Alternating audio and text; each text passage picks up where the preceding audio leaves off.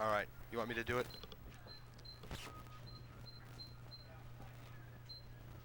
A beautiful autumn evening serves as a backdrop here to Tomahawk Stadium here in Indian Hill, Ohio, the home of Coach Kevin Seipel's Indian Hill Braves boys football team, who on this Friday night, October 28th, 2005, play host to the Purcell Marion Cavaliers in what promises to be another exciting round of high school football action.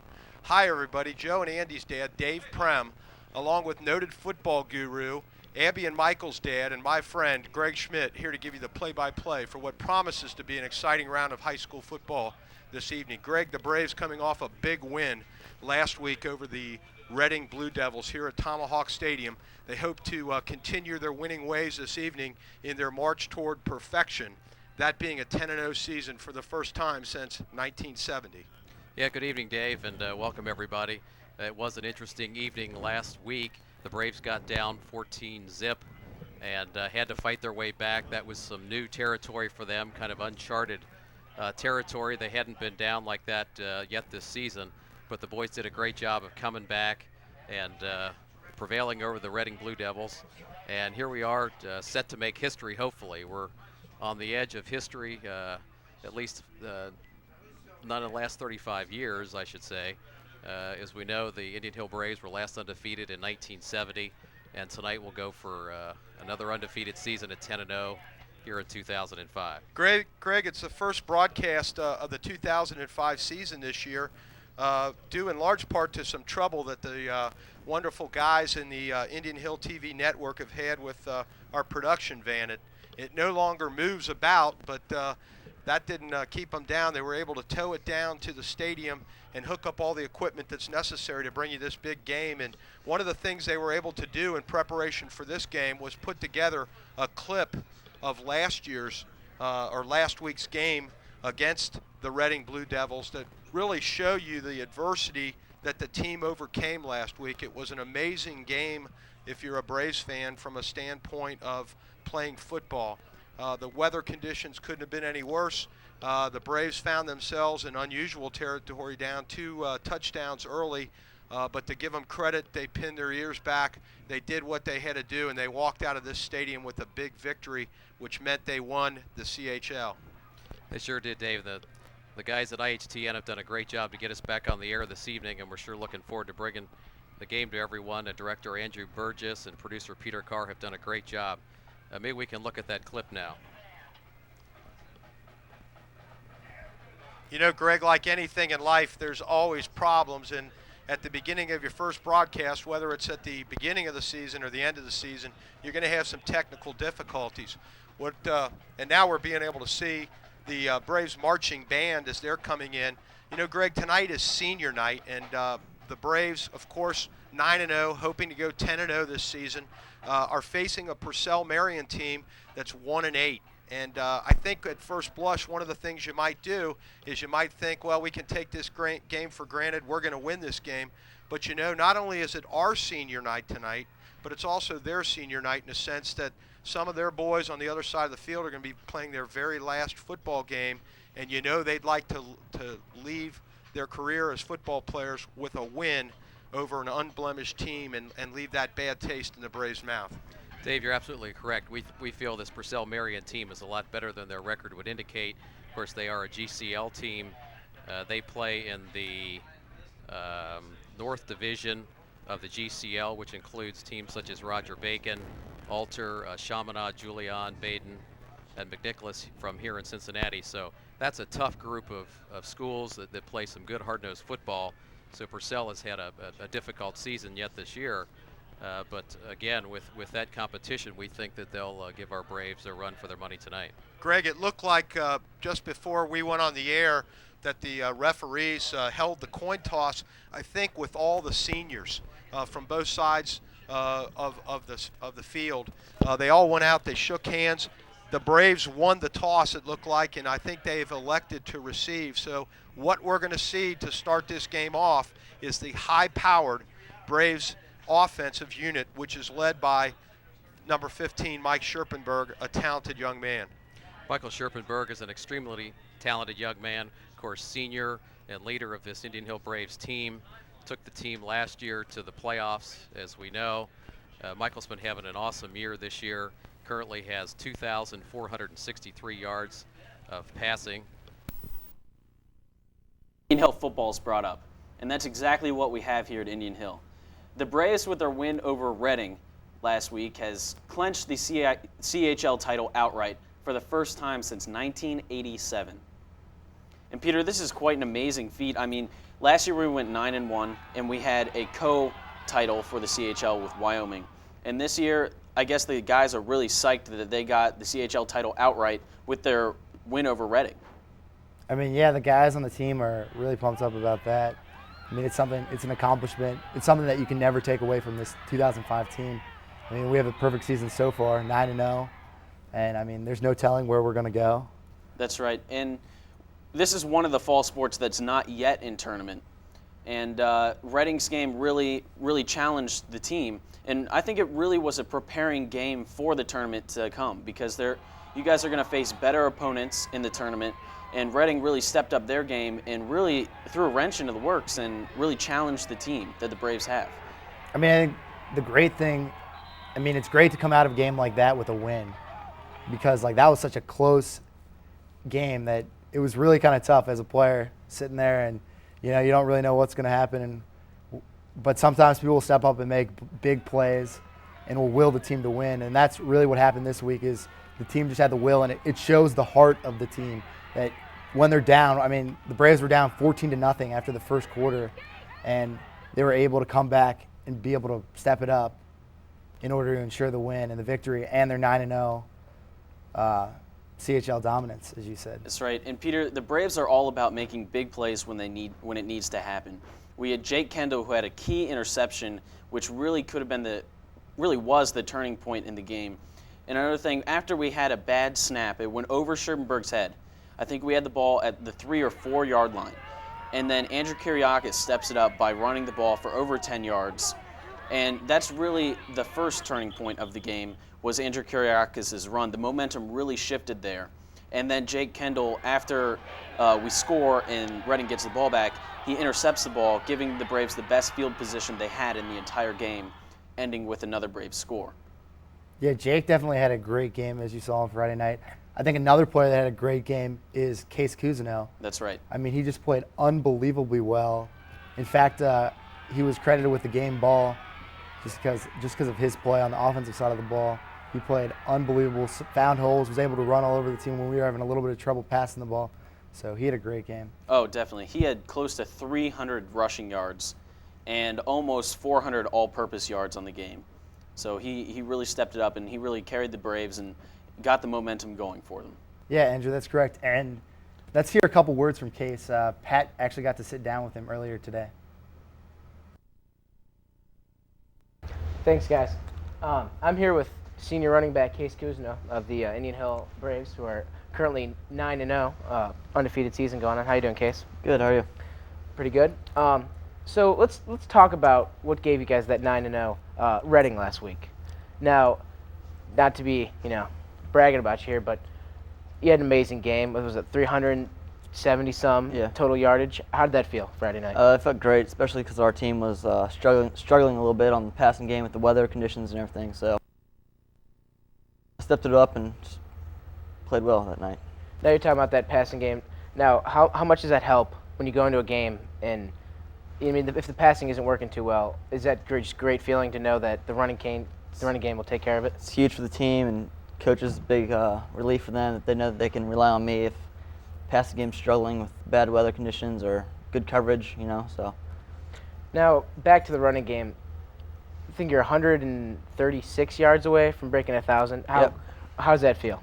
That was one of my goals in the beginning of the year, to break 1,000 yards rushing, because in the spread offense that we're in, it's kind of hard for a running back to rush for over 1,000 yards. So that was really one of my goals, is just really get it over 1,000. So definitely. And also your touchdown record too. I hear you're gunning for that one as well. Yeah, I have 19 touchdowns and the record's 21. So I have 2 more to tie it and then 1 more to break it. So hopefully this game I can break the record and be on the top. Now, looking forward to the next game, Purcell. What have you guys been doing all week to prepare? They have a lot of their pass and run games. Well, their record's only 1-8, but they play a lot of hard teams, so we have to really take them seriously to pull out a victory. And looking for that next step, I know the football team doesn't like to do it, but what are we doing now to prepare for the playoffs? Just stay healthy. We have a lot of guys banged up. We need to stay healthy and just be ready for the playoffs. Thanks, Case, and good luck on those 2 records as you gun for them Friday as the Indian Hill Braves take on Purcell Marion. Back to you guys in the studio.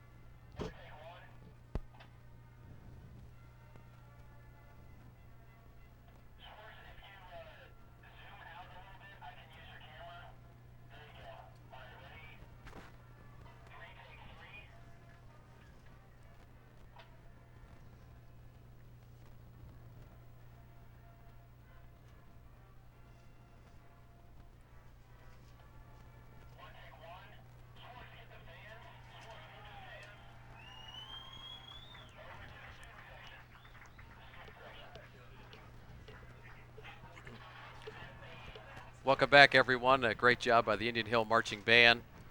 It looks like it's just about time for some high school football. We're sure looking forward to this game this evening between the Indian Hill Braves and the Purcell Cavaliers. As we've talked, Indian Hill comes in undefeated, 9-0, looking to make history tonight, go 10-0 for the first time since 1970. We're also pleased to advise our television audience this evening that we have some of the members from that 1970 team in attendance at the game tonight. And one of the most interesting stories, Dave, is Dean Kyriakis, our good friend who played here in 1970, was a member of that undefeated team, while his son Andrew is going to be on the field this evening. And you know, Greg, what's really neat about that, I spoke to Dean about that very topic last week, and he indicated to me that he and some of the other members of that 1970 team were going to have the opportunity to address these boys before this game and tell them how important this event is in their life. You know, he's a 40-year-old, 45-year-old doctor, a very successful man in our community, but he still looks back to that event as an important event in his life, a building block in his life, and it's going to be the same kind of experience for these young men that we're about to see play football this evening. Dave, there's no question. I've talked to Dr. Kyriakis as well, and I've seen some of the other players from that 1970 team come in tonight. I was in high school here at Indian Hill in 1970, and I remember that season, as a matter of fact. And as we've mentioned, Dr. Kyriakis, a couple of the other guys that I've seen come in, Greg Fritz is here, Doug Brendamore is here, I think one of the Radabush boys is here. There might be a few others. The crowd's starting to get a little thick, and I can't see all of who are down there now, but we'll try and pick those guys up through the game and let the viewing audience know who Greg, we got you see here. the Braves are now coming out in unison on the field. They've some of the starters have been introduced, but they've chosen to come out here as one team because that's what it's taken all year as a group of guys. As you see, some great fireworks to introduce the Braves, but that's what it's been all year. It's been a team effort here. That's what it's going to take tonight to beat Purcell. But as we move into the playoffs and as we move to the march toward Canton, these guys are going to have to step up their play, but play team football if they hope to be, as Coach Seipel said, practicing on Thanksgiving Day. If they're doing that, that means they're doing something right. Absolutely, Dave. It has been a year of fireworks, and those fireworks are appropriate. The Braves have just had an outstanding season, a high-powered, high-offensive team. They average 30-some points per game. As we've mentioned previously, have decided or been so far ahead at halftime through most of the games that the outcome has pretty much been determined, and some of the younger guys have gotten to play. So it's high power and excitement and fireworks all year long. And we're Greg, looking it forward looks to that like again we're ready tonight. for some football action as the referee takes the ball away from the kicker for Purcell Marion and then hands it back to him to start this evening's exciting game. We've got 2 receivers back for Indian Hill. It looks like number 1, pardon me, Jake Kendall, and number 2, To Case Kuzno. Case Kuzno, back to receive the kick from number 22 for Purcell, Tim Roy. He signals to the referee that he's ready to start.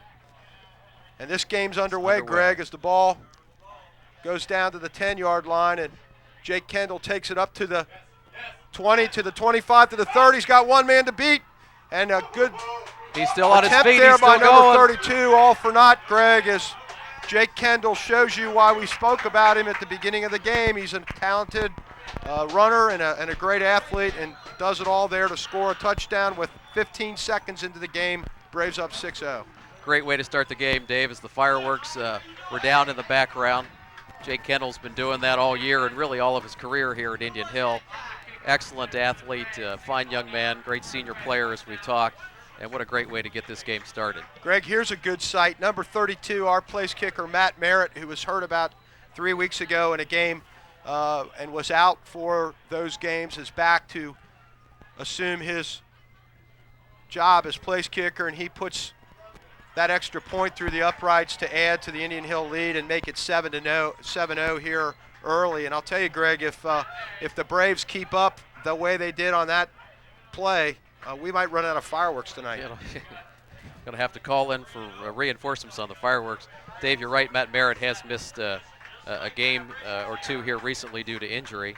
Matt's been having a great season. He has 36 point after points, PATs, 2 field goals this year for a total of 42 points. You add that extra one he just kicked there, that's 43 points. That's what I like to see, a lot of points scored by the Braves. And now, Greg, the Braves are going to be on the defensive side of the ball. We really didn't get to talk about that in the abbreviated pregame that we had, but the Braves are going to rely on number 3 as their place kicker, and that's Andrew Kiriakis here. Andrew's one of the kids that you talked about earlier, his father on that 1970 team, and Andrew gives a little squib down there that makes its way down to the 19-yard line, and number 32 for Purcell Marion, Corey Johnson, isn't able to handle it, so he decides to fall on the ball and use a little bit of conservativeness rather than risk losing it, Greg. Yeah, better safe than sorry as Purcell gets ready to go on offense. We haven't talked much about the defense, Dave, as you mentioned. I don't know if we'll have time yet to introduce all of the players, but the other side of the coin here this year has been the defense, and we've talked about this high-powered offense scoring lots of points, but we've also had a great defensive effort each week. The defense averages in the high teens, maybe around 20 points given up per game, so an excellent job by the defense this year. 15, John Nauer is the quarterback, and he hands off up the gut on a fake and then keeps it himself and is able to fool the Braves and get around the outside corner over to about the 30-yard line for what appears to be a first down, Greg. And you know Coach Seipel doesn't like to see that on the first defensive play of this game. Yeah, I'm sure he'd rather have that one back. Good fake there in the backfield. I think they faked the Braves out, and he got outside on him for a nice first down run. Greg, you mentioned this talented defensive unit. I think somewhat unheralded in a way, overshadowed by the offensive unit that's done a great job. We're going to talk about these kids in a moment, but it's 1st and 10 now for Nauer and his Purcell Marion Cavaliers. He's back to pass, and he Deflected. shoots it over the middle, and it looks Could be like it's almost intercepted. intercepted there on a nice try by number 20 for Indian Hill, Greg. Josh Meyer. Shea Donovan, Excuse me, who Shea Donovan, number 20. looked like he had it, must have hit the ground beforehand. That's the kind of defense that Coach Seipel likes. Great play in the backfield. Shea attended Purcell High School in his, I think, freshman, maybe sophomore year. So we've got an interesting matchup there. Now we're back under Second. center. 3 receivers split wide to the left, 1 to the right, a back in the backfield. He surveys the Indian Hill defense on 2nd and 10. He's going to hand off, and the line referee, Greg's going to stop that play as there's a little bit of movement before the ball is snapped. Looked like a procedure call, Dave, illegal procedure on Purcell. That'll back him up 5 yards. I'll give him a 2nd and 15. Greg, while the Purcell Cavaliers are trying to figure out what happened on that play, I want to take this opportunity to introduce you to a couple of the Braves out there. Number 73 is Steve Forbes. Number 8 for the Braves is Chris Gouldy. Number Guidi. 37 is Ross Lockwood. And now Danny Nahr, John Nahr, the quarterback for Purcell, comes back up under center on a 2nd and 15. He hands off to number 32, Corey Johnson, who is able to wiggle his way to about the original line of scrimmage, maybe 1 more yard, but it's going to be a 3rd and long, Greg.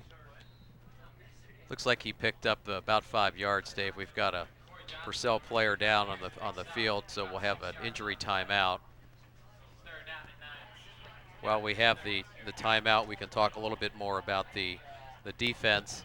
We've talked about the down linemen, excuse me. The linebackers for Indian Hill are number 24, Tommy Zanders. In the middle is number 34, Kevin McFarland. And on the other side, number 2, Case Cousineau. I didn't get to mention number 55, Sam Moore, 73, Steve Forbes, I think I mentioned, and Ross Lockwood. We're going to see your son, of course, hopefully number 54, Michael Schmidt, who does a great job when he's out there. I know you told me he was injured, and he's ready to play. It's just a question of whether he's going to get in or not. But Mike is a huge asset, and it's been a really great part of that defensive unit that has done so well, shutting teams down this year. And Michael's had a little bit of a tough year, thanks.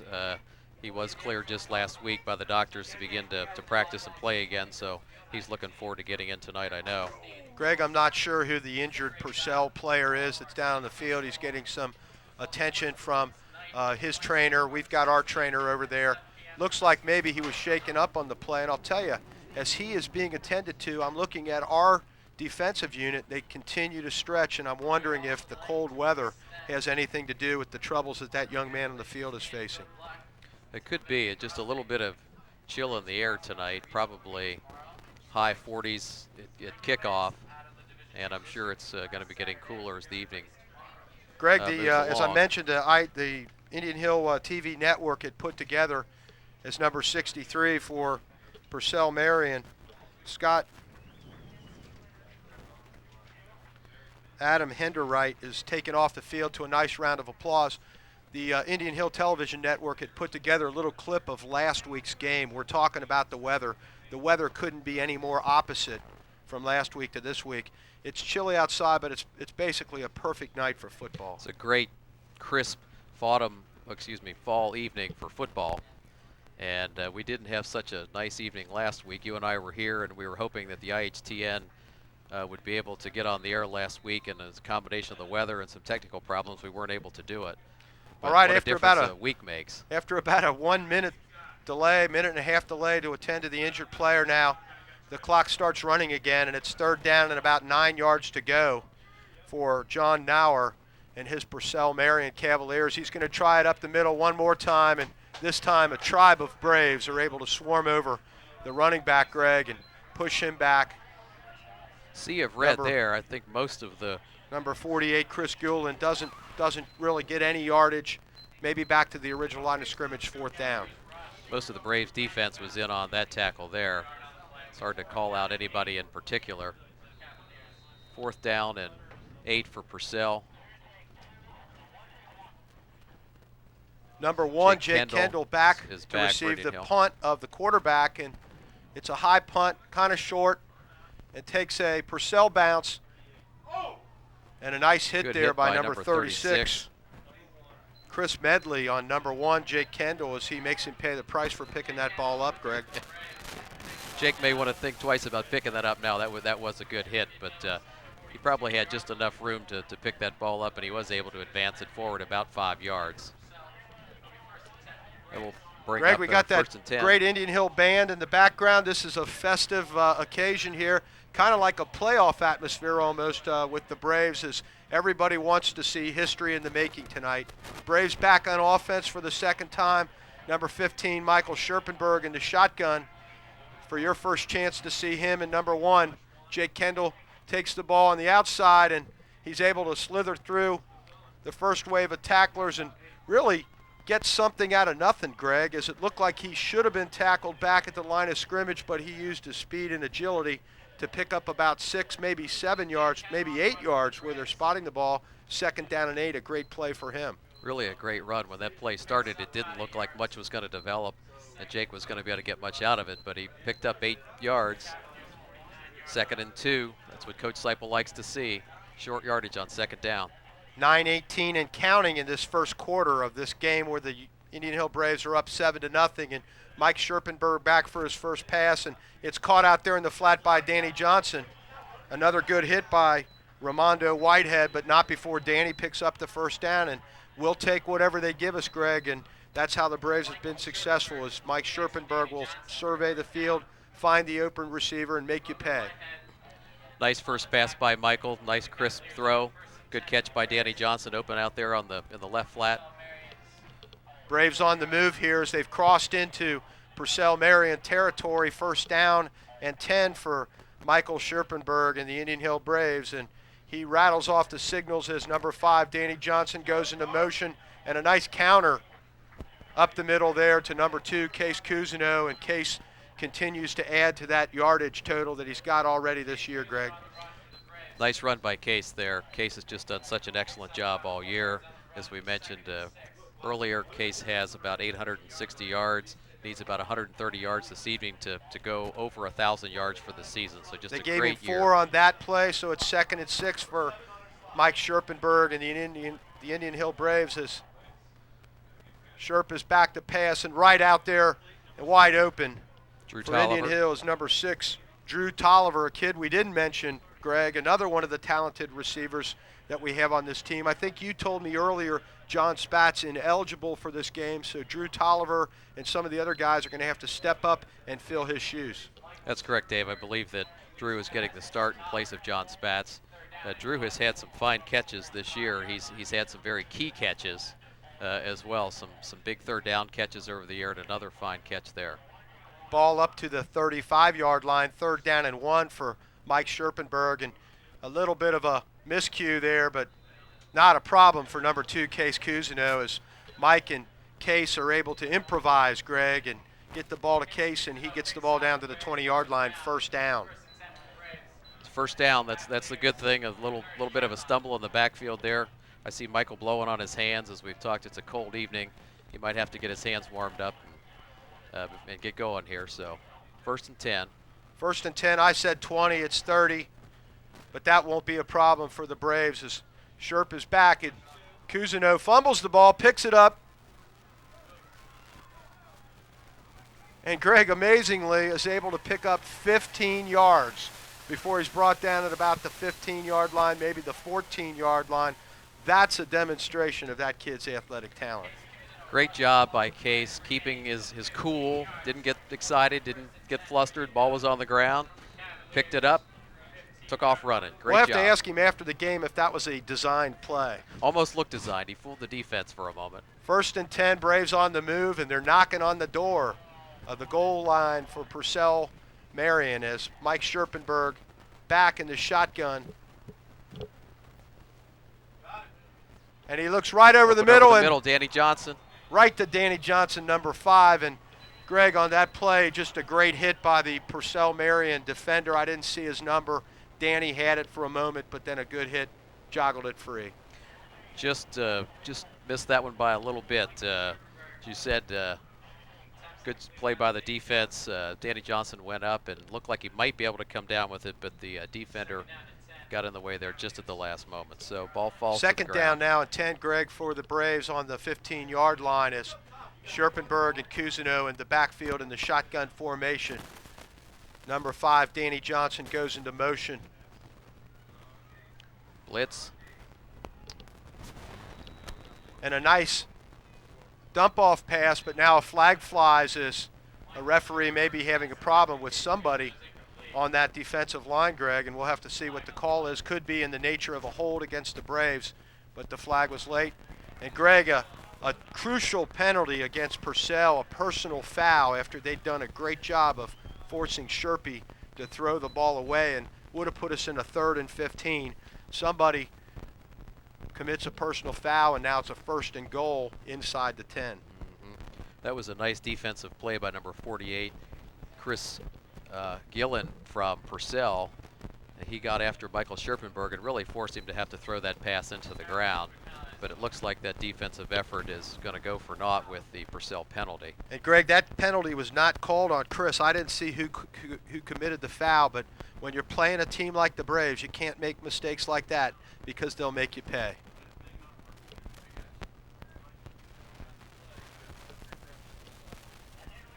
Looks like we have a referees conference over near the Purcell sideline. Looks like the refs are over there explaining to the coach for Purcell Marion what happened on that play. That's Coach Larry Bauman. He's done a good job with his Cavaliers, trying to get them fired up for this game tonight.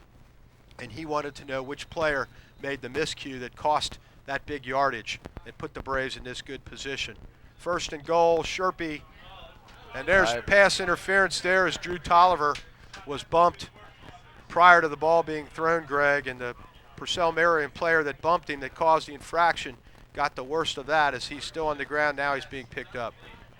Several pieces of yellow laundry on the field out there. So yellow flags coming in from everywhere. That was an obvious one. The Purcell defender hit Drew Tolliver before he was able to catch the ball, so a clear example of pass interference there. Sometimes, Greg, when more than one flag is thrown, you got to be concerned that maybe there's more than one penalty out there. Clearly there was a pass interference against Drew. We'll have to see if there's an offsetting penalty.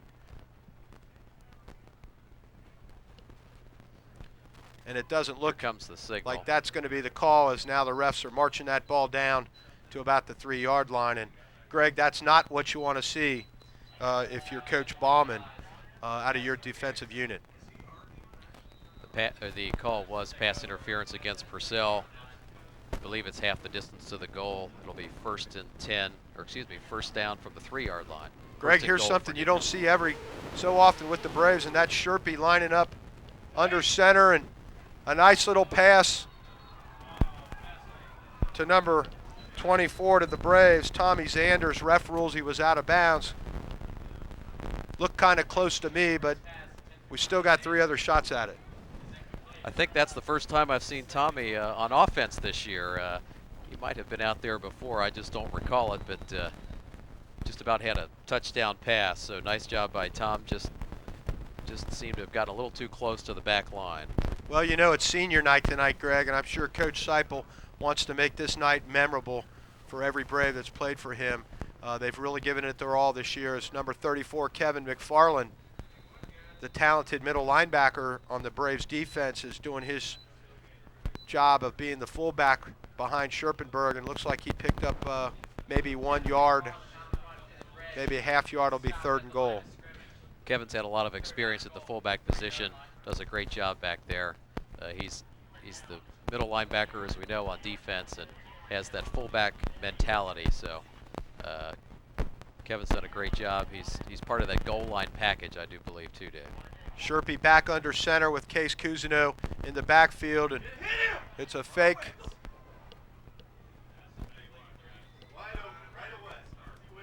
And a pretty good defensive job on Mike Scherpenberg and the Indian Hill wide receivers there, Greg, as Sherp has to throw it out of bounds so that the Braves have the ball back on the 3-yard line with a 4th and 3.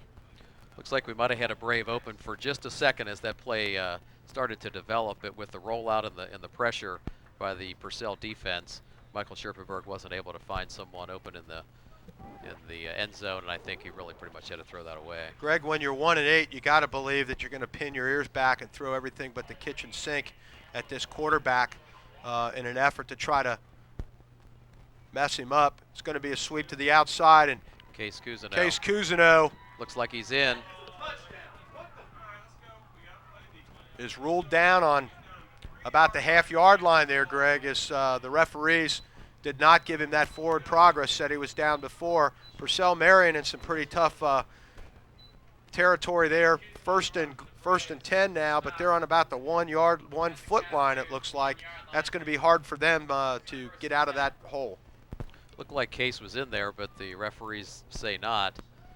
From our vantage point, it looks about the 6-inch line from here. Purcell did a great job there. First and goal from the 3 for Indian Hill, and they took 4 shots at it, and Purcell was able to keep him out of the end zone. As I told you, you got to tip your hat to these Purcell Cavaliers. They could just call it in tonight if they wanted to, but they've got a lot of seniors out there that are playing their last football game, and they're playing for some pride. And looks like a fumble there as the ball was handed up the gut, Greg, and recovered, it looks like, by Purcell Marion. A referee indicates Purcell Marion retains possession. That was number 32, Corey Johnson, on the carry.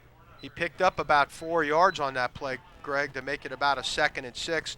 Gives him a little breathing room back there behind the line of scrimmage.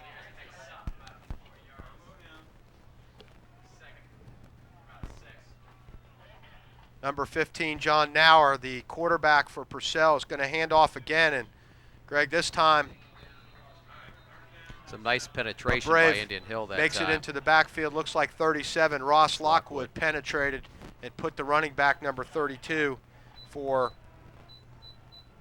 Purcell, as Corey Johnson, and he didn't have much of a chance when Ross got back there and grabbed him. Good play by Ross that time. He was able to beat his man on the right side and come across and make that tackle behind the line of scrimmage. 3rd and long now for Purcell. And they're going to try the run again, and they're going to try to go outside. And a great tackle by number 1, Jake Kendall, as he slides out of the backfield, out of the linebacker position that he was playing, Greg, and dropped the back right now. 4th down, they're going to have to punt. Beautiful form tackle there by Jake Kendall. That's the way Coach Seipel likes to see him do it.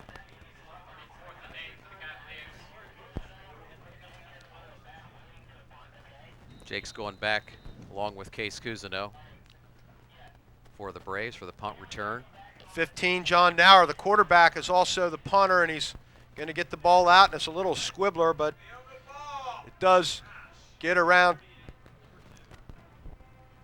Case Cousineau, number 2. He has to go back for it, Greg. By the time he does, a couple of pursuing Cavaliers are able to bring him down, but pretty good field position for the 3rd offensive series of the Braves, as they're going to get the ball on about the 33-yard line. Great field position for the Braves to start their next drive. Greg, about 3:40 left in the first quarter with the Braves up 7-0. If you're Purcell, what can you do to try to get the momentum that the Braves have away from them and maybe try to slow this game down a little bit? Well, turnover would help. I'm sure Coach is telling them on the sideline to be looking for a turnover. Pass is complete outside to Jake Kendall. Gets out around the right side. Close to the first down there, Greg. Maybe just a little shy, but Jake really is a speedy runner after he gets the ball. Catches the ball and then uses speed to pick up extra yards, and did it on that play. Good sure hands. He looks the ball in, makes sure he catches the ball, then turns it upfield. Nice play. We got 2nd and 1, maybe a little less than a yard. Mike Scherpenberg waiting for the ball from number 74, Joe Wardeman. Then he hands off to number 2, Case Cousineau. And once again, Case rips off another big one there, Greg, as he goes right up the gut, not afraid to get hit. And flags are flying all over the place, Greg, as these Purcell Marion Cavaliers are frustrated at their inability to stop the Braves offense. Dave, I think we're seeing that frustration exhibit itself on the field. I saw one of the referees warned one of the Purcell players before with that call for the unsportsmanlike conduct, and looks like we might have some of that again.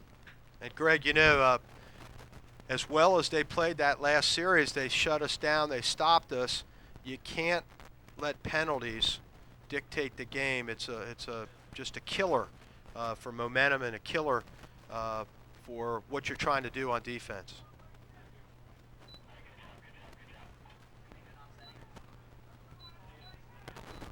I still haven't seen the indication.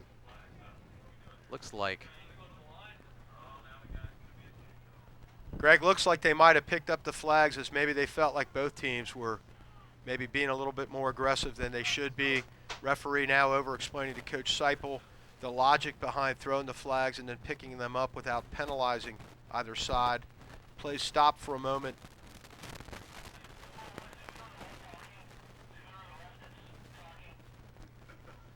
Well, Coach Seipel seems to be accepting the explanation that he received, but we still haven't received an explanation that we can understand as to why the flags were picked up. Well, here we go. Personal foul, Indian Hill. Personal foul, Purcell Marion. So the penalties do offset. I guess he wanted to explain it to Coach Seipel first. Usually see them make the call and then come over and explain it to the coach, but they did it backwards this time. Number 61, Drew Voss, comes into the game to replace number 57, Chase Daniels, at the left tackle position as the Braves have first down, and number 5, Danny Johnson, sweeps out. And Greg, it looks like the Braves fumbled the ball on that play right at the end, and that was kind of what you're talking about. A momentum changer can be getting a turnover. The big thing here would be to be able, maybe not score, but be able to control the ball for a little bit if you're a Purcell fan. Of course, if you're a Braves fan, we want to get the ball right back. We do want to get that ball right back. That's the turnover that I think Purcell was looking for. They're still on the short end of the stick with regard to the field position game, but they've got the ball back and they were able to stop the Braves from taking it in. Keep the score at 7-0. John Nauer has 2 wide receivers to his right, and they're going to run the ball up the middle. 48. Number 48 is Chris Gillen. Chris has a nice run up the middle. Picks up about 7 yards on the carry. Nice first down run. And Greg, he just came right up the middle on that play. Braves going to have to shut that down right now. We don't want the Cavaliers to even feel like they could play with us. Second down now and 3 yards to go for Nauer and his Cavaliers as he surveys the Indian Hill defense and hands the ball off to number 48 again, who is able to go off to the left side, Greg, and pick up about 7 yards for a first down. Another nice run by Chris Gillen. He gets outside to the left side of the offense, to the Braves' right side, able to break that outside, break, contain, and nice game.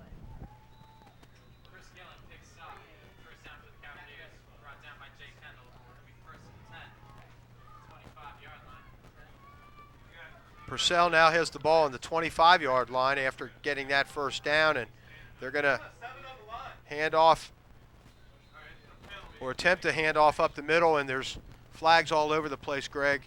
We'll have to see what that is. It's either a false start or an illegal procedure, I would think, on Purcell. As I heard one of the coaches in the other booth mention there might have been too many men on the line. Looks like the indication is procedure, illegal procedure against Purcell, and that'll push him back 5 yards. Should bring up a 1st and 15 for Purcell.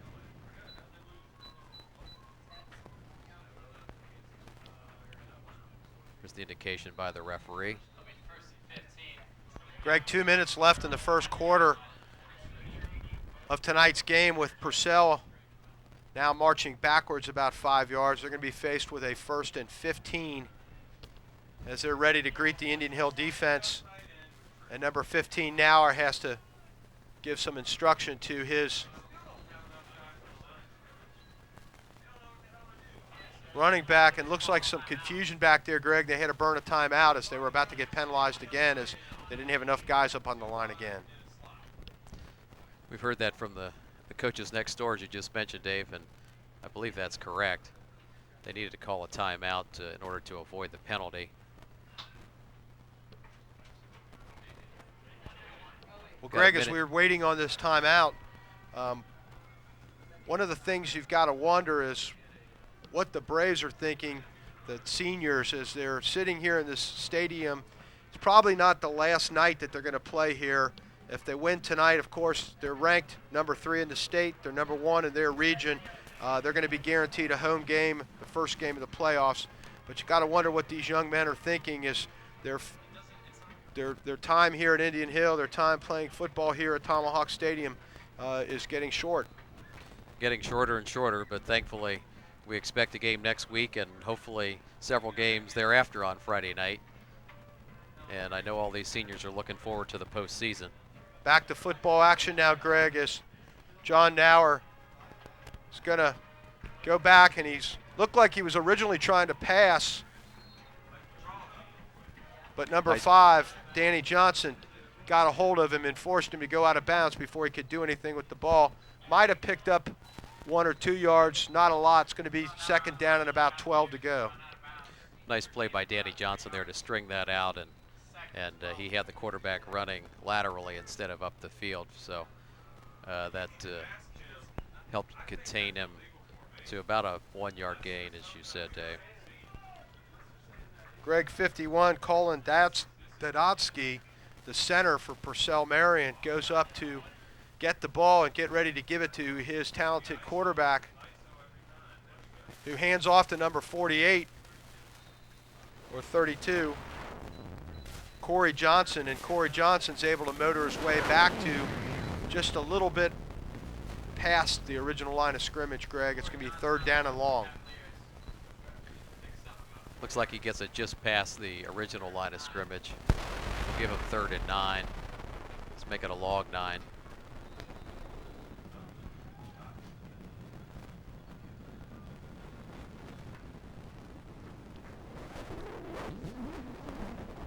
Just under a minute to play in the first quarter. Low scoring first quarter, only 7 points scored so far. Indian Hill up 7-0. Handoff straight ahead. They tried to put Chris Gillen up the gut there on kind of a fake play with a bunch of wide receivers out there. Braves would have none of it. It's going to be 4th down and about 8 to go, maybe 9 to go. They're going to have to punt once again, Greg. Good play by the interior of the Indian Hill defense, number 73, Steve Forbes and company, stuffing that run for little or no gain. Case Cousineau, number 2, and number 1, Jake Kendall, back to receive. Number 15, Nauer's punt. It's another one of those squibblers. Kind of effective, Greg, as it doesn't travel very far but in the air, but when it hits the ground, it's kind of rolling in a forward motion, and the ball moves from about the 30-yard line where it was on their side of the field down to about our 40, maybe 2-yard line. 1st and 10 Braves. Purcell punt was down by number 86, Sam Pearson. You said Dave, Indian Hill will take over 1st and 10 at its own 42-yard line. 7 seconds is all that's left in the first quarter of this exciting game. Braves are up 7-0. And Sherpy and his boys waste no time as he's going to hand off to number 2, Case Cousineau, who picks up maybe 3 yards on that carry as he goes up the gut. That's how the first quarter is going to end, Greg, with us up 7-0. Nice scrappy run by Case there. Didn't look like he had a lot of room up the middle, but made a lot more of that than it looked at first. So pretty good first quarter by the Braves. Not that high-scoring, high-powered offense that we're used to seeing, but I'm sure Coach Seipel will take a lead, 7-0. Well, Greg, you know, we saw, of course, Jake Kendall start off the game with that huge kickoff return for a touchdown 15 seconds into the game. The Braves are up 7-0. Looked like we were going to really put a pasting on Purcell. The Braves offensive unit has been able to control the ball when they've had it, but a fumble and inability to punch the ball in when we were 1st and goal is why we're just up 7-0. you know Coach Seipel was going to get on these guys, and he's going to encourage them to change what they've been doing out there incorrect, play football the correct way, and with any luck at halftime we'll be up big. I know Coach Seipel's going to want to see a little better performance in the red zone. Those two instances in the red zone, as you mentioned, Dave, the first and goal from the 3 when we weren't able to get it in, and the fumble as well.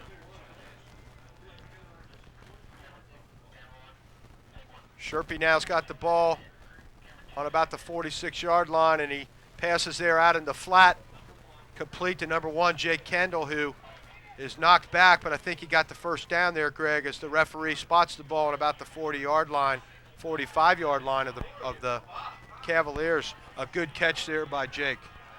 Looks like his forward progress is going to be near the 45-yard line.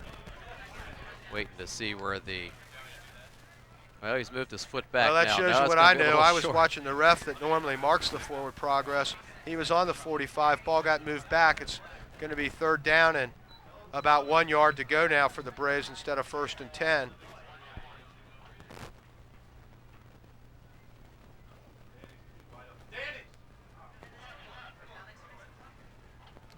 Pass out to number 5. Danny Johnson is incomplete, as it looked like they were trying to run a screen there, maybe, Greg, as our linemen allowed some of those defenders to get in. There wasn't a receiver available. Danny Johnson came back to the ball as he's trained to do, but Sherp wasn't able to set his feet and make a good throw, so he had to throw it incomplete. Danny was open there for a moment, but as you said, Dave, I don't think Michael was able to get his feet set and deliver a good crisp throw to him, so the ball sailed on him just a little bit, got over Danny's head. Got a 4th and 1. Coach Seipel's electing to go for it. An interesting call here early, Greg. We're up 7-0, but the ball's just about at midfield. If we're unable to convert here,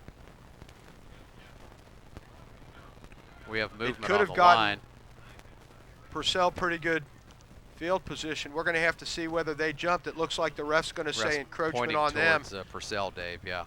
Here comes And that's the just signal. good old-fashioned Offsides. faking them out by Mike Scherpenberg, as he used his cadence to draw some tentative, or not tentative, but aggressive defenders offside before the ball was snapped. Looked like he used his hard count on that one and drew the Purcell Marion defense offsides. Opportune time for Indian Hill. That's an easy way to pick up your first down. 5-yard penalty. The Braves only needed 1, so we've got 1st and 10. 1st and 10 now for the Braves on about the 43-yard line, as Danny Johnson goes in motion and Sherpy rolls out to his Pass is right complete. side and makes a great pass over there to number 5, Danny Johnson, down to about the 30-yard line, Greg. It might be number 6. Is that Drew Tolliver? Might be 6 Drew Tolliver. See if we can get a replay on that. You're right.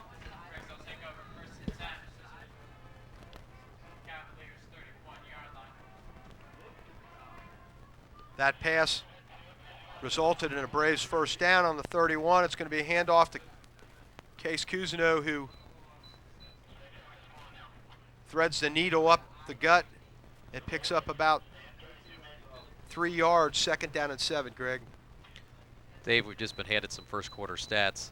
Purcell Marion 2 first downs, Indian Hill 6 first downs in the first quarter. Total offense 46 yards for Purcell Marion, 75 yards for Indian Hill.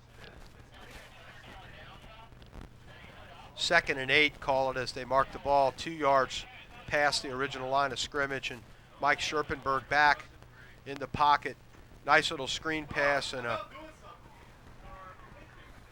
nice hit over there by number 48. Chris Gillen, the talented running back on the offensive side of the ball. Problem was Chris didn't wrap him up, and Case did something that you and I talked about before the game got started tonight. He just kind of squirmed around a little bit and was able to turn a short gain into a better gain, as he was able to get free of that defender. Case usually doesn't go down the first time he's hit. It usually takes a couple of guys or 2 or 3 hits to bring him down, and that was another example. 3rd and about 7 yards to go now, and Sherpy is able to hit number 6, It's Adam Drew Tolliver Drew again, Tolliver. as he steps Almost just called a him little Adam. bit inside the yardage necessary for the first down, Greg. And you got to believe if we went for it the last time, we're going to go for it here. I think so, and I started to call Drew Adam.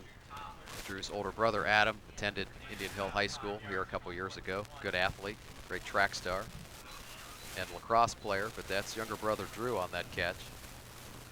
Just short of a first down. It'll be fourth and 2 for the Braves. 4th and 2 for Mike Scherpenberg and his Braves as he's going to be back, and going to be a nice little pass out in the flat and take what we needed.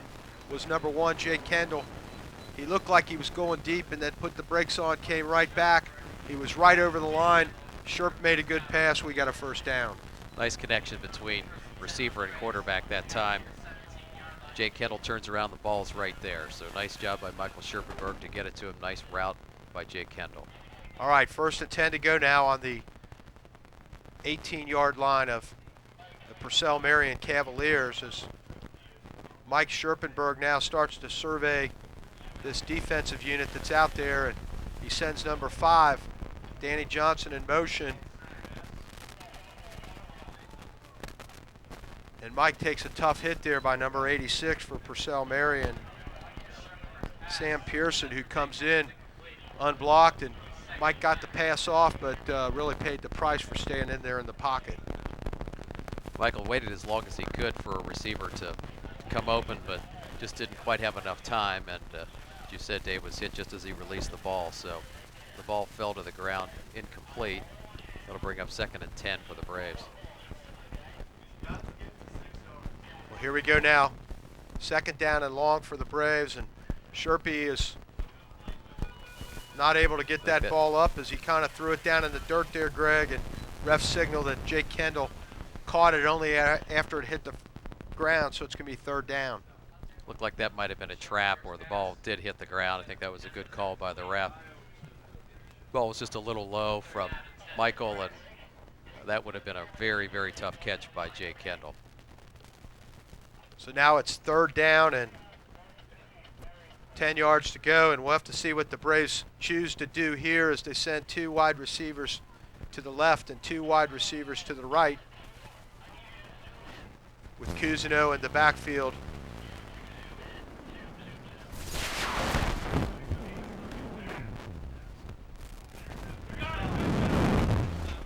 There's an interception there, Greg, by number 7 for Purcell Marion, Martell Carter.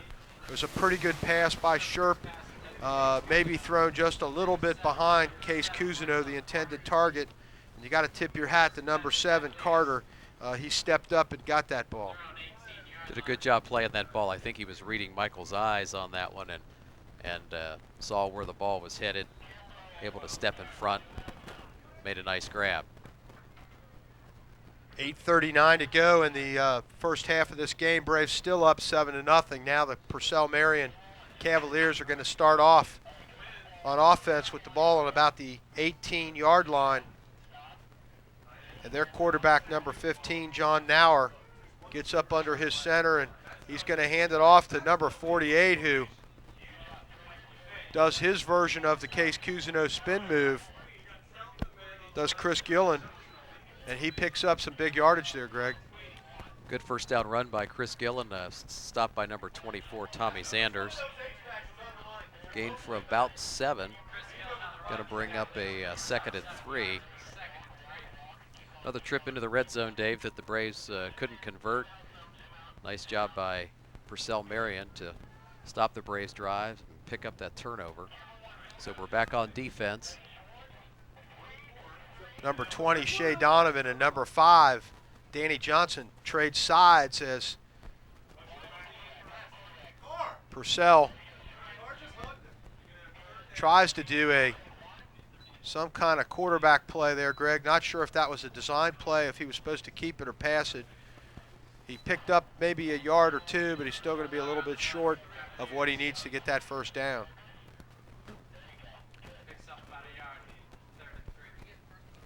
Looks like we have a timeout on the field. Might be a official's timeout. Got timeout for a measurement.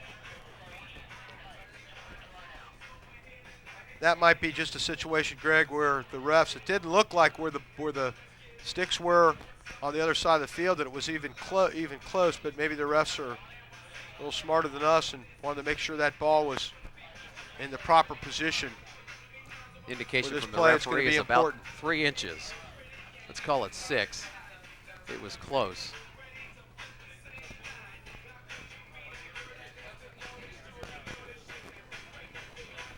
Bring up a 3rd down and inches for Purcell Marion. 3rd down and very short for John Nauer and his Purcell Marion Cavaliers, and Boy, I don't know. Good job gonna of be pretty stuffing up close. the middle. It's going to have to depend on where they spot the ball, Greg, as Nauer, if he did get it, didn't get it by much. He was pushed back by that big line of the Braves as they sent everything in there to kind of block up the holes. Check that spot. The referee indicates a 1st down. Made it by about a foot. It'll be 1st and 10. Purcell Marion from their own 30-yard line.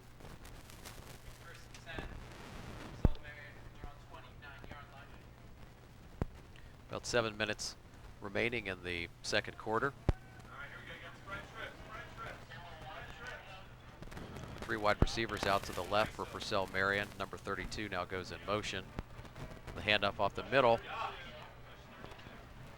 Pretty nice run there, Greg, by number 32 for Purcell, Corey Johnson, as he's able to weave and bob through the first wave of the Braves defensive unit and pick up another 1st down.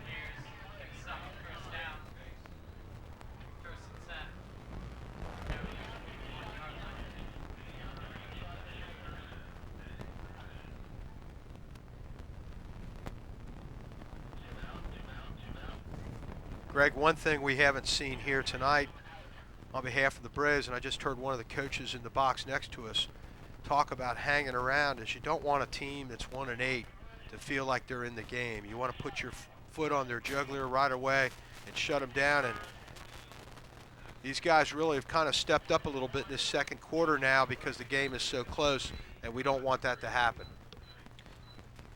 I agree, Dave. They're being left to hang around, as you said. A couple of turnovers have really seemed to fire up the offense for the Purcell Marion Cavaliers. They're subscribing to the bend but don't break theory.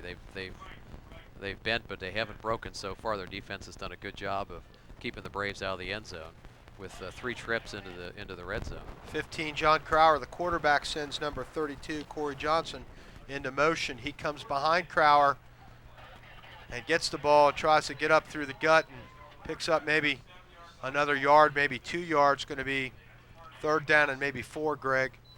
Jake Kendall in on the stop there, along with Chris Guidi.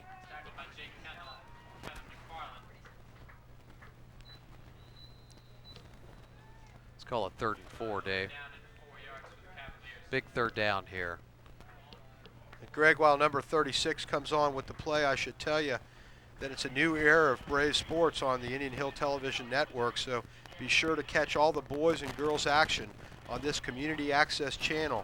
For playback times, call the ICRC at 772-4272 or visit their website.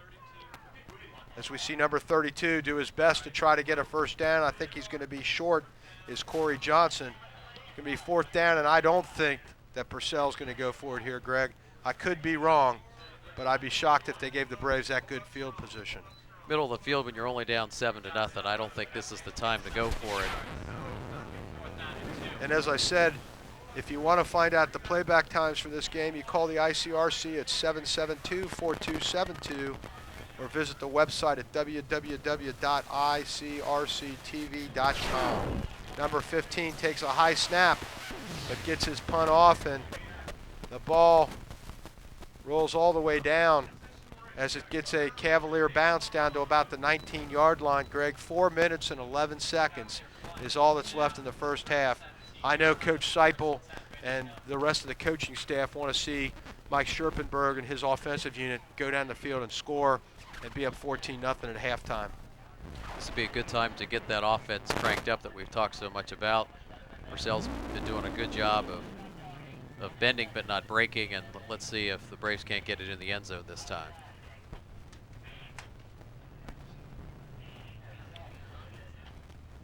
Greg, while we're waiting for that Brave to tie his shoe, I'll also tell you that the producer of tonight's game is Peter Carr and the director is Andrew Burgess. Our coordinating producer is Mr. Denny Dubs, and all video department games are produced in association with the ICRC. That's correct. Thank you. Mr. Dubs has been doing a great job. He's the teacher that assists the IHTN and its students, and he's been doing a great job for many years. Mike Scherpenberg's pass is complete there to number 6, Drew Tolliver, and Drew's been doing a pretty good job tonight of being a favorite target for Mike Scherpenberg. Greg, as he shows he's not afraid to go on the inside and get hit, catches the ball, turns it up. Pretty good hit on the Purcell Marion player, but a good gain for the Braves. Nice first down play for the Braves. A solid pickup of 7, maybe 8 yards. Bring up a short 2nd and 2. 3 Braves split out to the left, 1 to the right of Mike Scherpenberg, who barks his signals. He's back to pass, and he's looking for a receiver, and he's able to throw that ball. And we have a reception To number 1, Jake Kendall. There's some, Drew or number Tolliver. 6, it looks like Drew Tolliver caught got that out ball, and there was some contact on Drew before he caught it. I heard a coach yell or a fan yell for some kind of interference call. Not going to get that, but we are going to get the first down. Nice job by Michael Scherpenberg to roll out and buy some extra time, Dave. Give Drew Tolliver some time to come open. So good play by the Braves. Keep the drive 3:15 and alive. counting now as the chains move, and the Braves are on the move. They got the ball on about the 42-yard line, and number 5, Danny Johnson, goes in motion. Mike Scherpenberg back and steps Pressure. up in the pocket and then gets wrapped up and hit pretty hard by big number 67, Evan Jones, who comes in from his defensive line position to knock Sherpy back to about the 35-yard line of the Braves. On that play, Greg, they were sending a lot of guys. There was some good protection from Jim Thomas on the left side of the field, but number 67, Jones, was able to find a hole and come in, and really he was unprotected against Scherpenberg, or Scherpenberg was unprotected against him.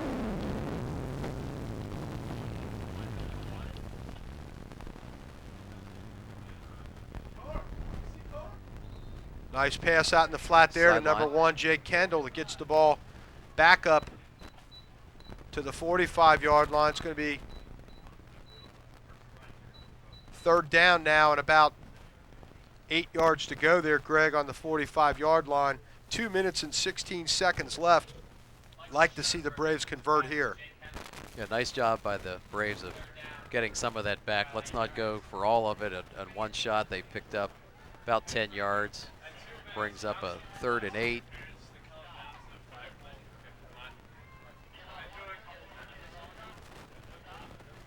Third down and 8 now. Danny Johnson, number 5, goes in motion. Mike Scherpenberg passes out in the flat, and it's a nice little pass back to number 2, Case Cousineau, on kind of a trick play there. Number 1, Jake Kendall, caught the ball. He was close to the first down, threw it back a couple yards. That might come back to haunt us, Greg, now, as it's going to be 4th down and about 2 yards to go, and you got to wonder what the coach is going to do here.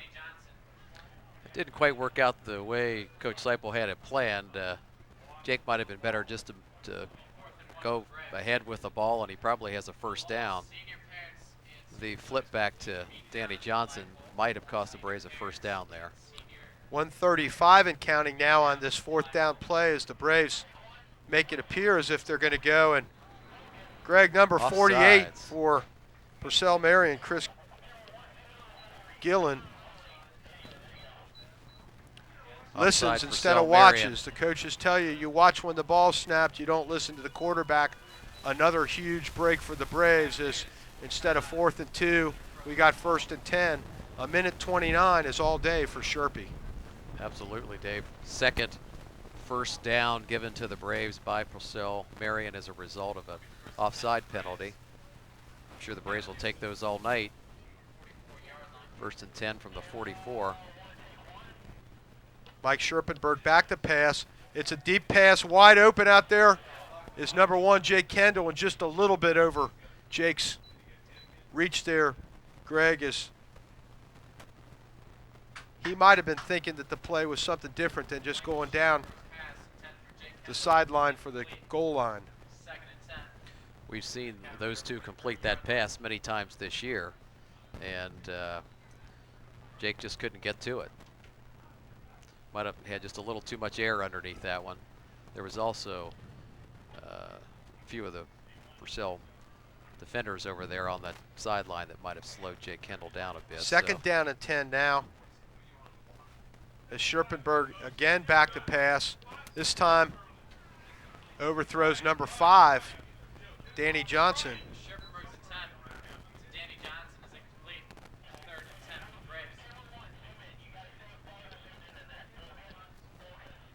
Good pressure again by Purcell Marion that time. They've been getting pressure on Michael Scherpenberg almost all evening.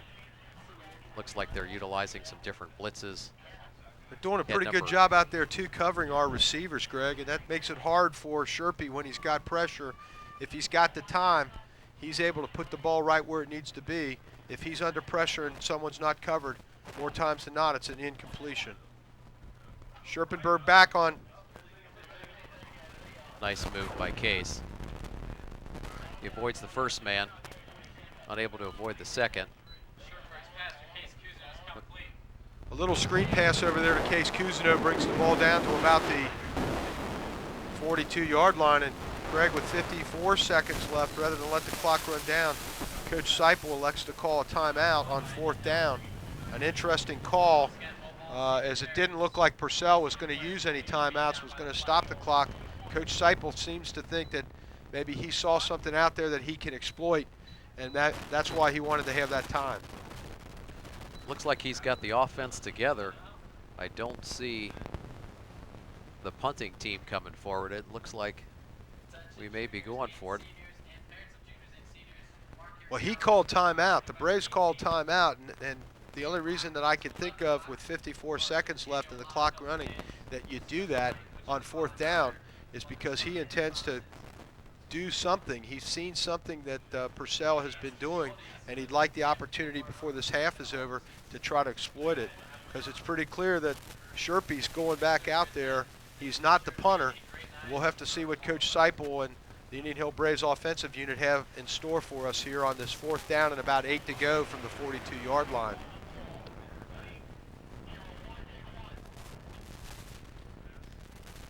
Scherpenberg back, and he passes complete.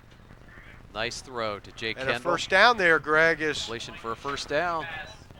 in fact, Coach Seipel probably did see something and it was able to get that pass complete out in the flat over there. I think to number 1, Jake Kendall. That's a first down, and Jake did a smart thing after he caught the ball, ran out of bounds. I said before there were 54 seconds on the clock. That only took off 4 seconds, 50 seconds left. First and 10 Braves, 30-yard line of the Purcell Marion Cavaliers.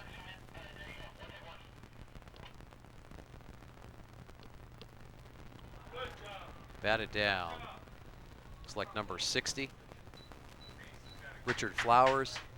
Purcell Marion got up and knocked that down. Number 85 was also in there, Greg.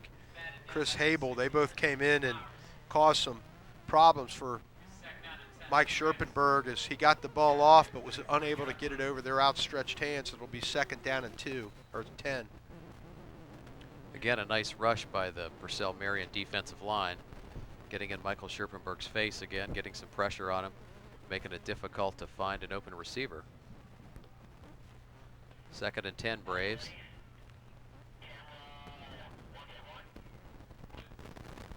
Danny Johnson in motion.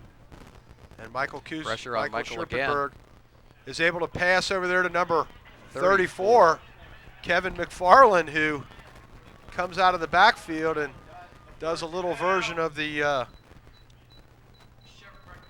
Chad Johnson routine there as he catches the ball, gets a first down, stops the clock. He comes out. It's those great hands that Kevin has shown over the years.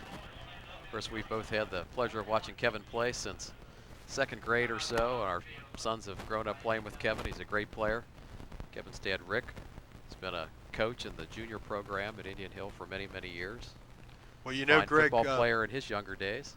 you know, Greg, you and Rick and Paul Wardeman and some others are responsible for some of the talent that you see out there, not only biologically, but also because you guys were the founders of the Indian Hill Pee Wee football team or program that your son and Kevin McFarland and some of the other guys that we're seeing out there that are just good athletes and good football players participated in. And really, it's paid huge dividends to our football program, I think, as these guys that are out there on the field have been playing with one another since they were in second grade or third grade, and it's just unbelievable what that experience has done for this team.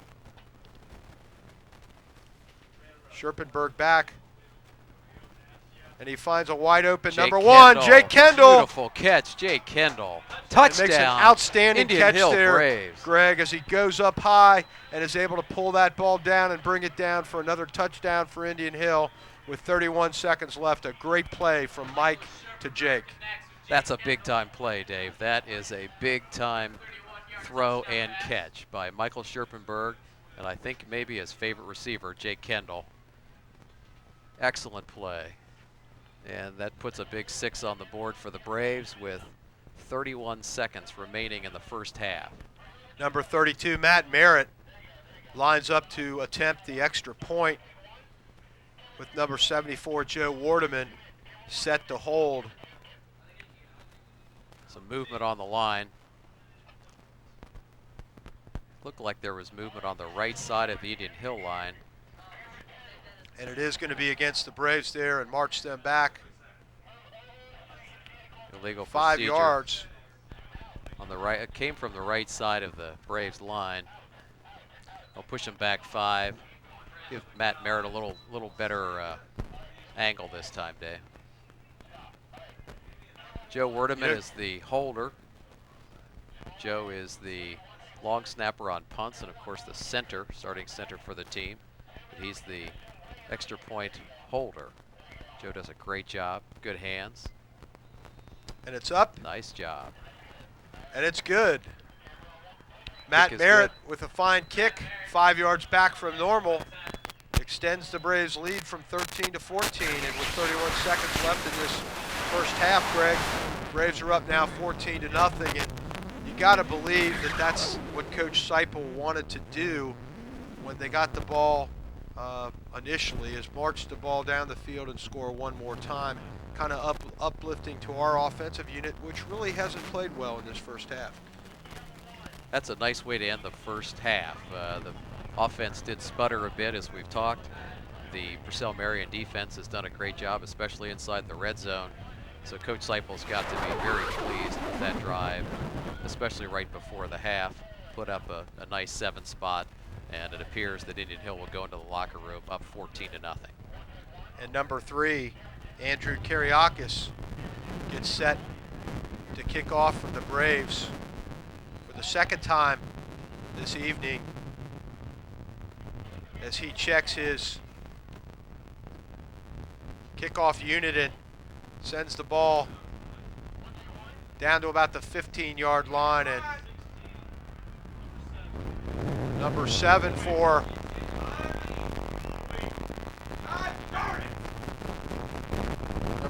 Mike Carter almost breaks it to the end zone there, Greg, but what he does is he gives Purcell a little bit of life as he brings the ball from about the 15-yard line of the Cavaliers down to the 25-yard line of the Braves and puts them knocking on the door with 20 seconds left. Braves defense is going to have to step up now and play stingy. Martell Carter is a senior for Purcell Marion. Nice play by Martell. Really put Purcell Marion back in some great field position with only 20 seconds back left and he in the half. Floats up a bunny, and nice play by Drew the Tolliver. only 2 people that could down. catch that ball were number 6, Drew Tolliver, and number 5, Danny Johnson. They went up, weren't able to catch it, so did the right thing and knocked it down. Pass incomplete, 2nd and 10, Greg. Good job by Drew using his height there to knock that ball down. Looks like Drew's got about 6 or 7 inches on the receiver there, so he was able to use his height to his advantage. 2nd and 10, Purcell Marion. Pretty good penetration on the defensive line too for the Braves. It's 2nd down and 10 now, and number Looks like 73 Steve Forbes in 34 there. Kevin McFarland, number 8 for the Braves, Chris Gouldy, provide 73 Steve some Forbes pressure in there, Dave. for number 57 Chase Daniels, who gets back there and sacks the quarterback for a big loss. Greg. Good job by the Braves there. Timely defense. 5 seconds left to go. The Braves want to shut down this Purcell Marion attempt to score some points before the half. And Greg, one thing you don't want to do if you're a Braves defender is take anything for granted here. 5.5 seconds can be an eternity. You know that Coach Ballman would love to get one of those 2 touchdowns back. It would make Purcell feel at least like they were in this game and would give them some hope for the second half. That would be a huge turnaround and a huge turn of momentum for Purcell to score with these remaining 5 seconds. So I'm sure Coach Seipel instructed the Braves accordingly when he had him over on the sideline and gave him the plan for this last play of the half. They actually were getting some on-the-field tutelage from Coach Tyson, the defensive coordinator, and I'm sure that he reminded them how important this play is. It's 3rd down and an incomplete pass over there intended to number 32. Corey Johnson falls incomplete. That's how this first half ends, Greg.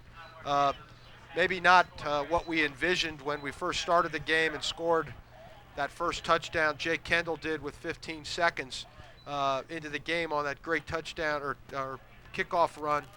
We thought we were going to have some more points, but all things considered, not a great half for our offense, and I'll take a 14-0 lead over this Purcell Marion team. You'll always take a lead, so we don't want to complain about a 14-0 lead, but I think the score is indicative of the job that the Purcell Marion defense has done tonight. They've, again, as we've talked, they've bent, but they haven't broken. They've allowed us to move the ball up and down the field, but when we got into the red zone, they've really stiffened up, and that's kept the game close for them. So, Greg, one of the things we're seeing now at halftime is the setup for senior night, where senior athletes and senior band members are honored along with their parents out on the field. They're recognized by the PA announcer here at Tomahawk Stadium. There's a huge crowd here tonight to show their appreciation for the seniors in every sports category and every activity category that's being recognized tonight. That's a nice thing to see. Senior night is always very special. I was fortunate enough to be here 2 years ago with my oldest son, Bobby, on his last game on senior night, and I still remember fondly that moment and getting the chance to walk down the field with him and get a big hug and congratulations from Coach Seipel. It's a well, you know, Greg, we were talking night before about the Pee Wee football team, and it doesn't take long for a young man to go from 3rd or 4th grade up to being a senior, and it seems like it's happened overnight for some of these kids. Dave, the time has just flown. As you've mentioned, the Pee Wee program was begun about 10 years ago in the 1994-1995 time frame, and the Pee Wee program has just done a world of good for the varsity program and really all the way up through. As a matter of fact, this group of seniors that we see coming out now was one of the first classes of kids to enter the Pee Wee program some 10 years ago, and now graduate from high school as football players. And it's been great to see these kids develop over the years and see the positive impact of the junior program. And you can see now on the screen, you're seeing the players as they're being announced by the PA announcer. We're getting to watch Coach Seipel congratulate the players and their parents as they make their way down to the midfield area to receive a rose and an accommodation for an outstanding job as not only an athlete here at Indian Hill High School, but just as a student and as a citizen here in our community. Some great young men and some great football players out there. I There's see number the 5, Beckers Danny walking Johnson. by. Nip and Jim Becker and their son Alex. Alex has done a great job for years anchoring the offensive line for the Braves. We're now watching number 1, Jake Kendall, on the screen there, Greg, walking with his parents. Now we're looking at Coach Seipel. Congratulate these seniors. That's Case Cousineau with his father and mother. Cousineau is a great Indian Hill football name, as Braves fan will know. Case's 2 older brothers, Court and Cole Cousineau, have both played here at Indian Hill and been very successful. I think that's number Cole was 20 there, Tommy Zanders. Or another Shea Indian Hill Donovan, football rather, name. being Tommy's older congratulated brother by Zummy Coach played. Seipel. That was in the class of 2004, along with Cole Cousineau and Bobby Schmidt. There's number 10, Josh Meyer, and now number 15.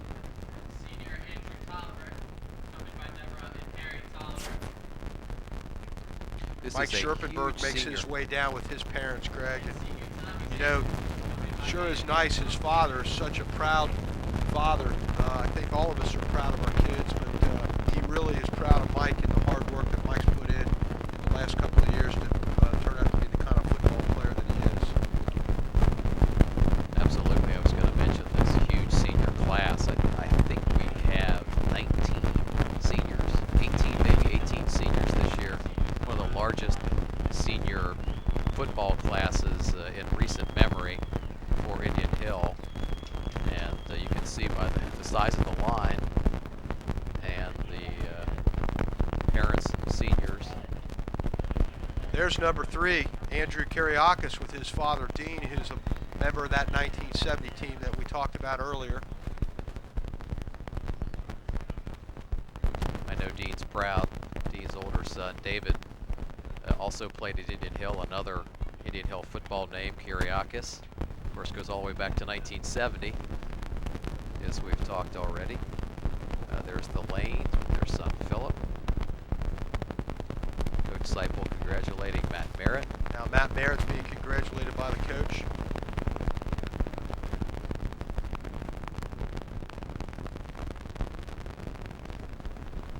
We're now looking at number 10, Josh Meyer, with his parents. Looks like they get a rose, congratulations, and a picture. I think the moms get the rose and the dad gets the certificate. 15, Michael Scherpenberg. We've talked Coach so much. Seipel's got that down to a science, doesn't he? Coach Seipel is sure going to be sorry to see Michael Scherpenberg leave. I'm sure he wishes he was a freshman and not a senior. Michael has done such a great job. We've talked so much about his statistics and what a great job he's done this year. He may have been taking a transcript and giving it to Sherpy to show that he's a freshman instead of a senior. Michael joined by his mom and dad, Tom and Betsy. Number 6, Drew Tolliver, makes his way over with his senior teammates.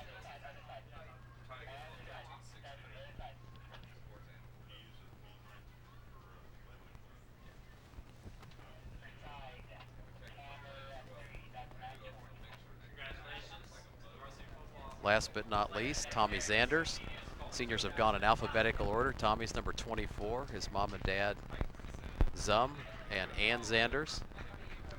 What a great group, ladies and gentlemen. Look at that fine group of senior football players, the Indian Hill class of 2005.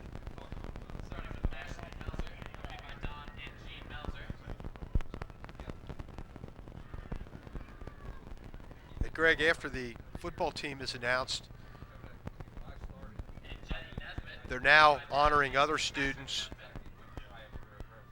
from other activities here at Indian Hill High School. Looks like these young ladies that are now marching out on the field are cheerleaders.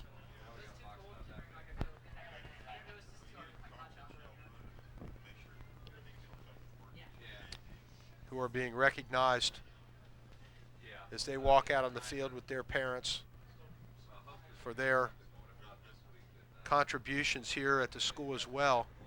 And you really have to tip your hat as we're watching some of the senior cheerleaders receive their roses and awards. at the job they've done. Leanne Muir, of course, is their coordinator and their coach, and she does a great job getting them to get the crowd into it each week at the different venues where we play, and really help the Braves out. I've talked to a couple of players, and they say it really does make a difference having the people cheer for you on your side. I know the girls work very hard. We see them practicing constantly. They really do a great job.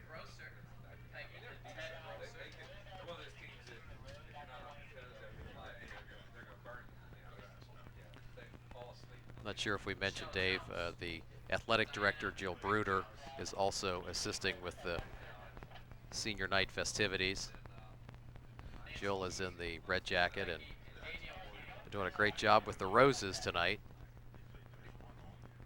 I think that might also be Coach White who's assisting.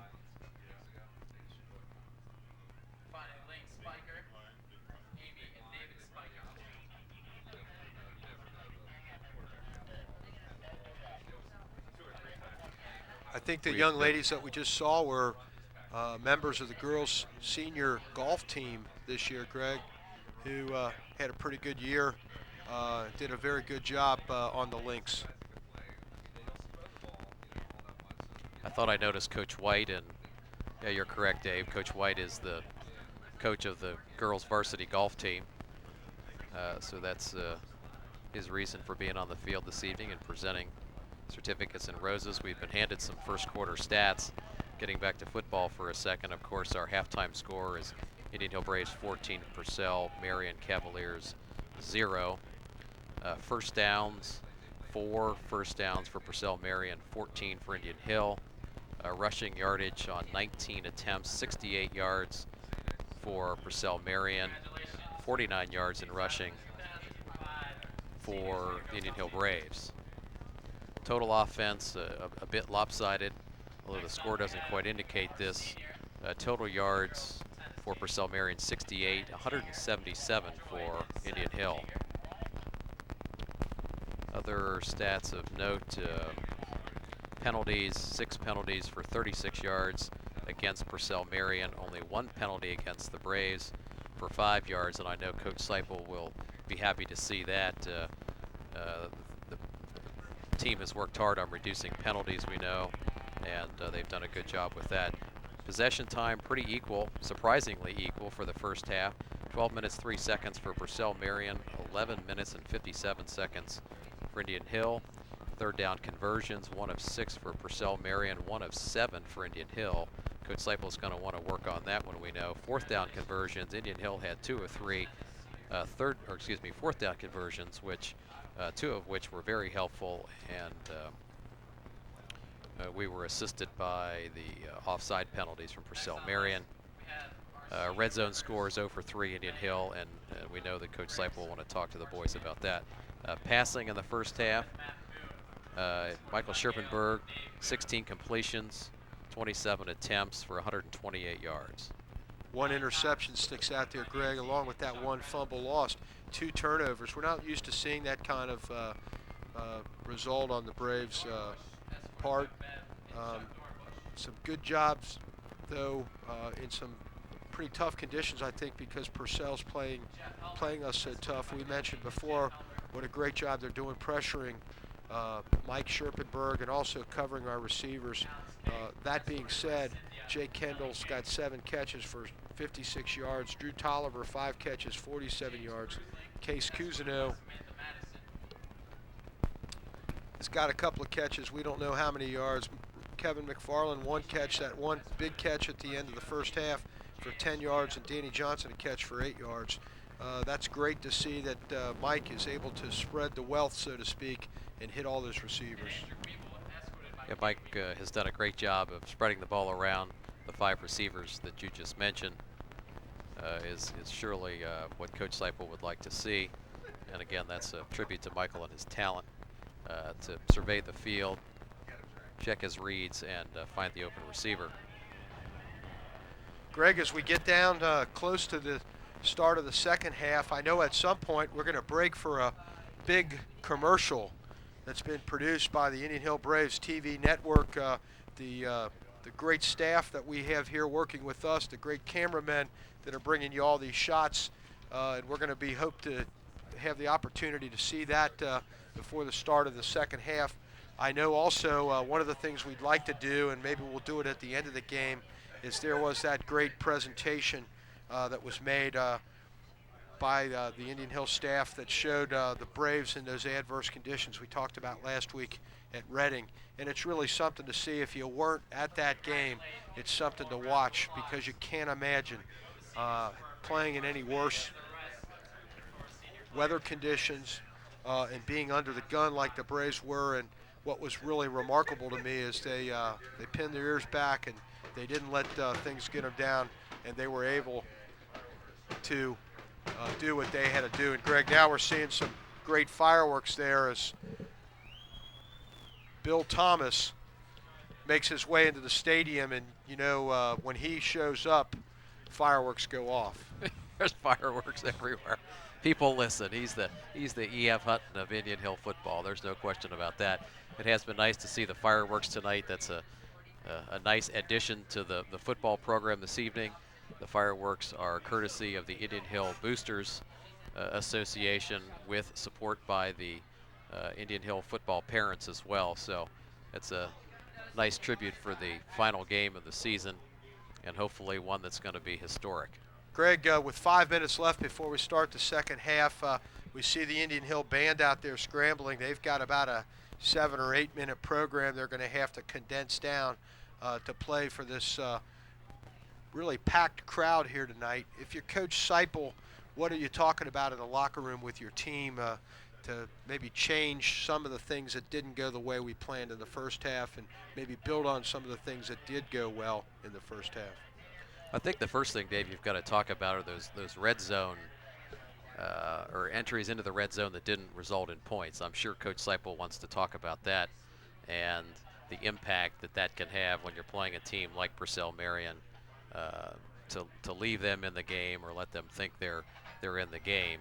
And that's something that's a bit uncharacteristic. We haven't seen much of that this year. The Braves have been very successful once they're in the red zone, and those 3 trips in and no points this evening is something I'm sure Coach Seipel is going to want to talk to the boys about. If you're Coach Bauman on the other side of the field, what are you talking to your team about? You know, you're 1-8, you're down 2 touchdowns.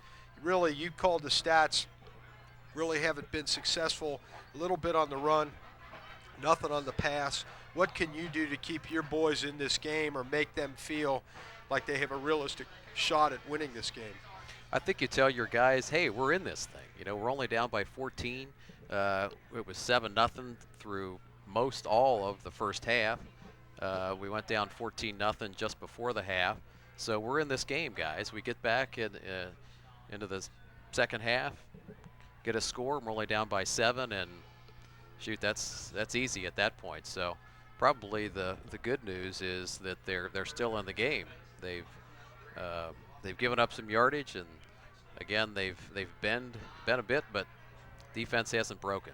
Well, Greg, they're going to get the ball first. Purcell Marion is in the second half. You know, Coach Seipel, one of the other things that he's talking about is the defensive unit has to shut them down right now. Don't give them a glimmer of hope. If Coach Ballman was able to talk to them at halftime and convince them or trick them into believing that they're going to win the game, just take any notion of that out of their mind at the start of the second half.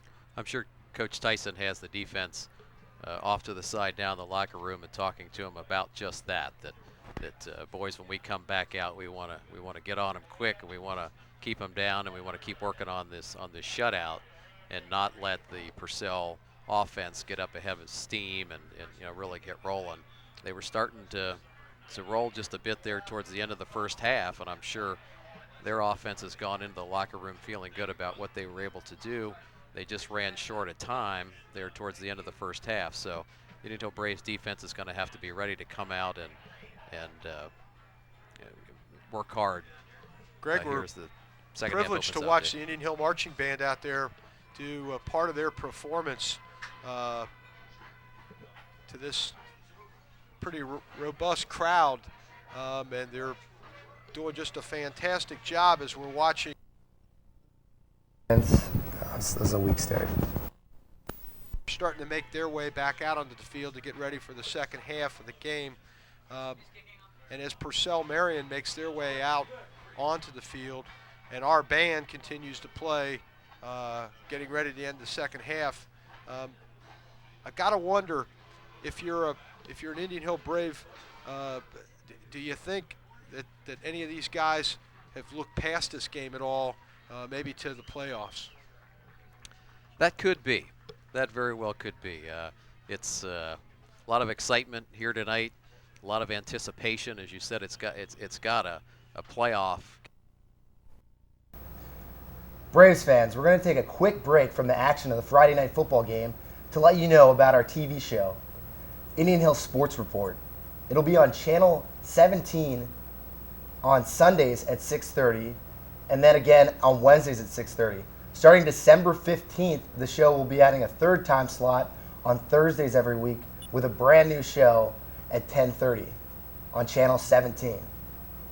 That's right. And if you'd like to help us out with our show, if you have any information that you think would help out our show or whatnot, you can contact us at ihsportsreporter@hotmail.com. And if you want to contact us by phone, you can call 272-4635. So Andrew, what exactly is going to be on this show? Well, Peter, it's pretty much everything sports. That's why it's Sport Report. We talk about the sports that pertain to Indian Hill. We talk about upcoming games, past games, player stats. We also get tips from the trainer, and we even have some special guests sometimes. Yeah, exactly. And at the end of each month, we also have an Athlete of the Month. So be sure to tune in this week on Sunday at 6:30 and on Channel 17. And if you don't catch it then, be sure to tune in on Wednesday at 6:30 again on Channel 17. Have fun watching the rest of the football game, and tune in.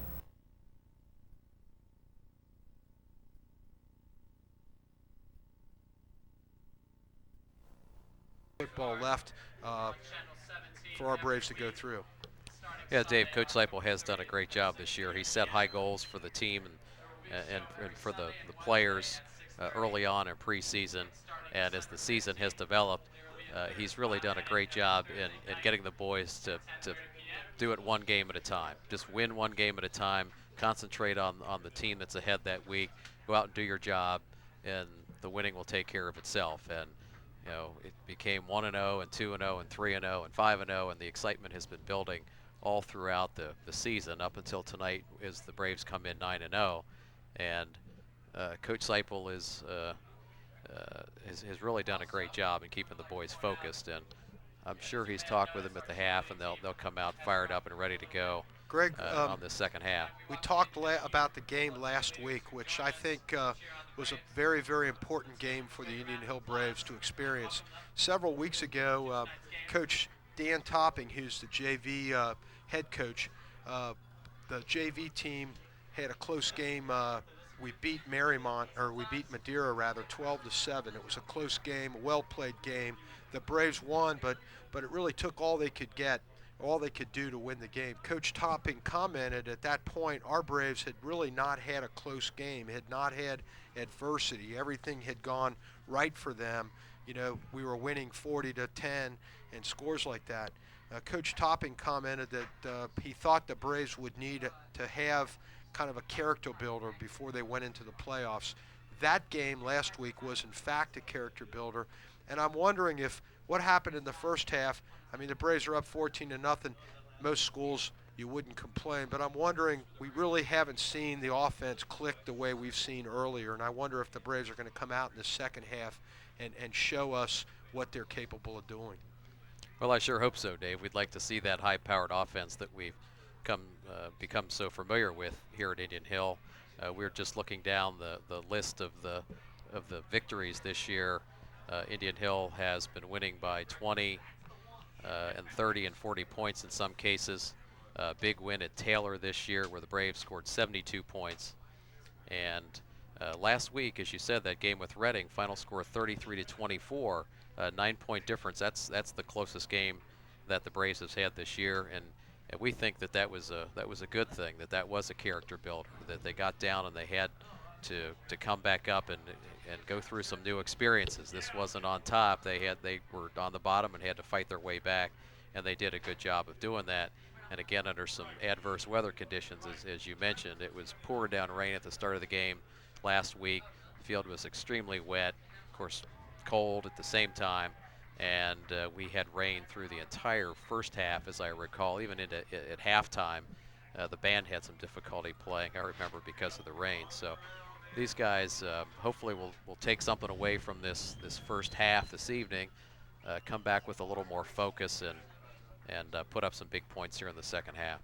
Well, the clock has run down to 0, and now they post 12 big minutes up, which is the sign or the start of the third quarter is about to start. The referee out on the field makes the signal that the teams, the kickoff team and the return team, respectively, for each side should make their way out on the field. The Braves are going to kick off to start the second half, and Purcell is going to receive. Purcell has number 7, Martell Carter, the young man who broke the last kickoff for a big run at the end of the first half, along with number 32, Corey Johnson, back to receive Andrew Kiriakis' kick. Andrew is filling in for Matt Merritt this evening, doing the kickoff duties. We saw Matt on the extra points, and he did a good job with that, but I think his injury is still severe enough that he can't come in on kickoff. So third quarter underway as the ball skips away from number 7, Carter, and Greg, number 39, Jonathan Whitehouse, who's not only flying fast in there, but also powerful, speeds his way down there and almost is able to get that ball away from Carter. Carter does the right thing and falls on it. So Purcell's going to keep the ball on about the 22-yard line, but he really didn't have a chance to do anything with the ball thanks to number 39. John Whitehouse showing that speed. He got down there in a hurry and did a great job. John's done a great job on special teams all year. He's had some opportunity to play varsity. Has at least one rushing touchdown this year, I know. He's fortunate enough to see that. And number 15, Nar, hands off up the gut to his running back, number 32, Johnson. But he's tackled there by Kevin McFarland, number 34, who does a pretty good job there at linebacker. And you know, Greg, we didn't get a chance to talk a lot about our defense in the first half. Kevin McFarland, I think, leads the team in tackles and really is a big leader out there on the field. Kevin does a great job in the middle.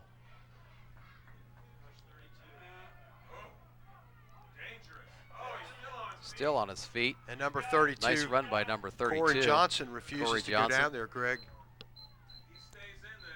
Which reminded me a lot of Case Cousineau and his running style. Takes at least 2 or 3 hits and defensive players to bring him down. Number 55, Sam Moore, comes in on the field now, as Johnson for the Cavaliers is able to pick up a first down for the for the Cavaliers. They're going to give it to him again and let him do his stuff, and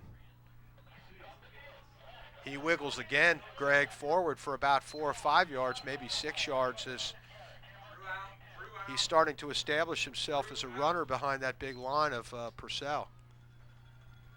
Purcell's come out ready to run the ball here in the second half. So far, they're winning the battle of the line of scrimmage. 2nd and 5 for John Nauer and his Purcell Marion Cavaliers. Are going to do it again and probably keep doing it until we're able to stop them. And once again, Greg, not able to stop their running back until they got a first down. Awfully close to the first down. See where the referee spots the ball. Appears to be a first down. No indication yet. I was going to say the ball's on the 45-yard line and the stick was short of the 45, so it's got to be a first down. Referees were slow in making the call. So it'll be 1st and 10, Purcell Marion.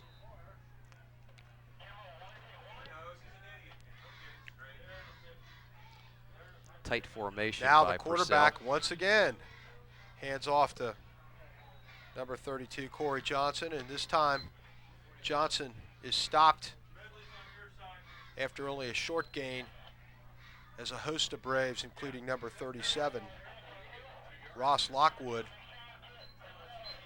are able to get in there and finally clog that hole up that he's been exploiting, Greg. They've been liking their right side, our left side. A lot of right side off tackle plays. It's going to be second down now and 8 yards to go for Purcell as they're on about the 47-yard line. And they're going to hand Same off play. again to 32. And he will not go down, Greg, as he's stopped at the line. He's able to slide off. He's hit again. He's able to slide out of that and eventually makes his way to the outside and picks up a first down again.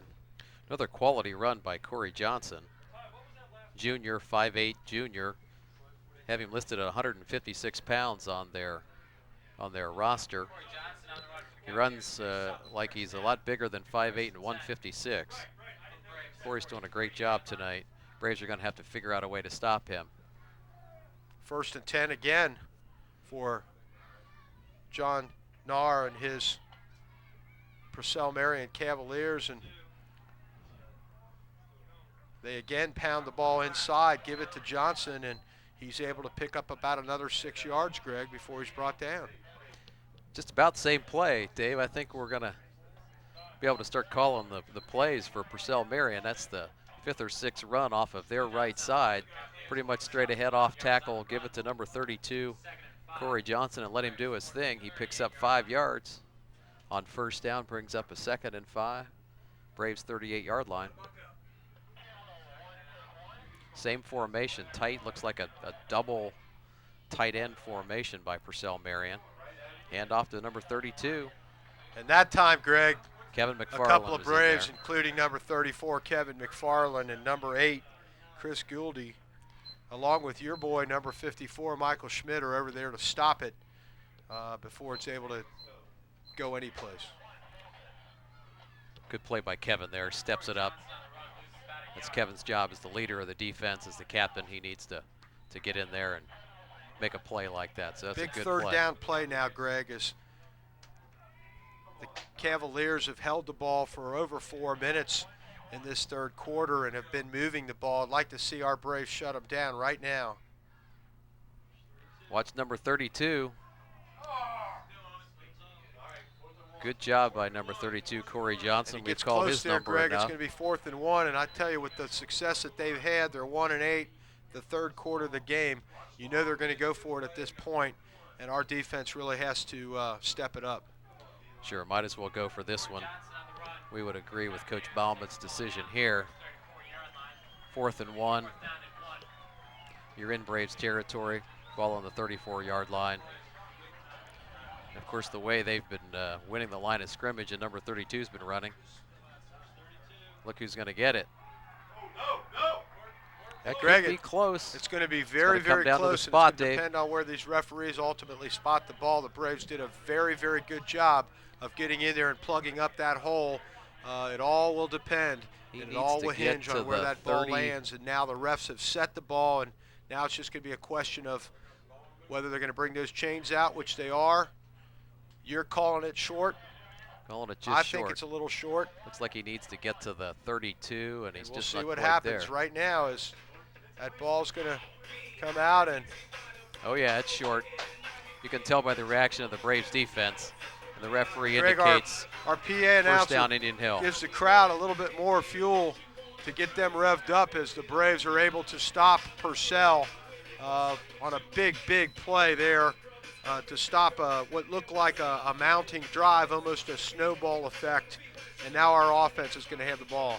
It was a great time to stop number 32. He's been running wild since the second half began. He went left that time, which was interesting, and wasn't able to pick up the first down. So good news for the Scherpenberg Braves. back 1st and 10 at the with 33. Cousineau, and he's going to pass out into the flat, and a nice pass there. And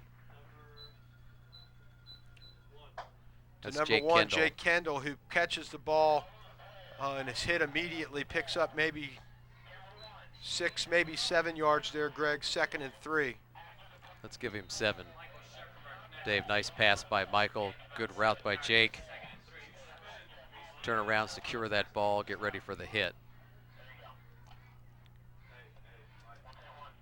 Handoff, Case Side Cousineau up handoff. the middle, and Case picks up maybe 1 yard before he's wrapped up down there by number 78 for Purcell, Steve Keeney, on a pretty nice tackle by that young man. Good play by number 78. Held his position and was able to 3rd tackle down now, Case as he Greg, came and through. a very makeable. The ball actually, Case actually got 2 yards out of that, not 1, so it's 3rd and 1, and they're going to give him the ball again, and No, he's met at the Not like line that. and maybe behind the line, maybe loses a yard by a Wait. couple of big linemen. And I'll tell you, I've not seen all year a line that was able to penetrate our offensive line the way these guys have done this evening. way too many white shirts in the backfield that time. The Purcell Marion defensive line is winning the battle at this point.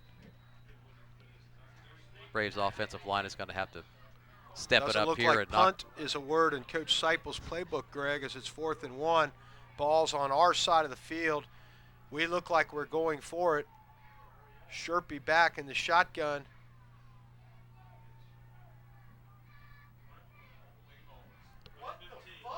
Quarterback Sherpy. rollout.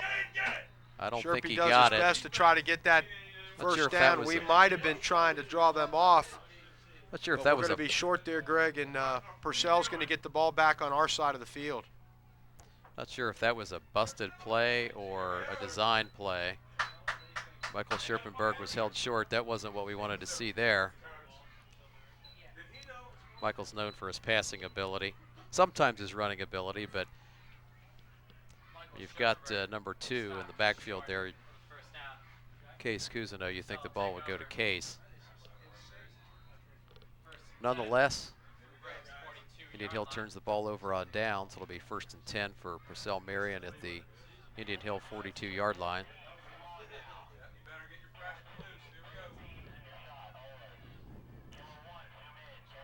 Well, John Nauer and his Purcell Cavaliers are the benefactors of some good field position. He's back, and he gets really whacked after he catches the ball for a short gain there. Does number 84, Mike Kenny, made a good catch. It was kind of a hard throw, but our cornerback was over there and knocked him down. Didn't see who it was, but a very Danny good tackle, Johnson. Greg. Danny Johnson on the corner. Dave did a good job of coming up and stopping that before it got any further. Really just a short pickup, a short 3. So we'll say it's 2nd and 7. 2nd and 7 Cavaliers. now as the Cavaliers get away from that run that was so successful. Now they're going But to they're go right back to to it. it. There's number 30. 32. Johnson gets past the line of scrimmage, gets into the linebacker core, but they bring him down, and it's going to be about a 3rd and maybe 6 there, Greg. That's the play that we saw so much of in that first drive, Dave, that off tackle going over Purcell Marion's right side against the left side of the Indian Hill defense. Picks up about 4 yards there. We'll give him 3rd and 5. Greg, another big 3rd down here. Would like to shut them down. They have not been very successful on the pass this evening, so you got to believe that Coach Ballman might be thinking about going back to number 32. I think the problem is they've done that play 3 or 4 times, and maybe the Braves now have figured out a way to answer that. This may even be 2-down territory here, Dave. There goes number 32. Not going to need to worry about 2 downs. Nice run by Corey Johnson. Picks up about 10 yards on the play. Greg, Corey's a good little running back. Kind of reminds me of our running back, Case Cousineau. And he's not the biggest guy out on the field, but he's sure got a lot of speed, got a lot of power for his size. When you hit him, he doesn't just go down. He continues to churn those legs, and he's been successful this evening. Sure, we're going to see some more of number 32 before the evening's over. On the very next play.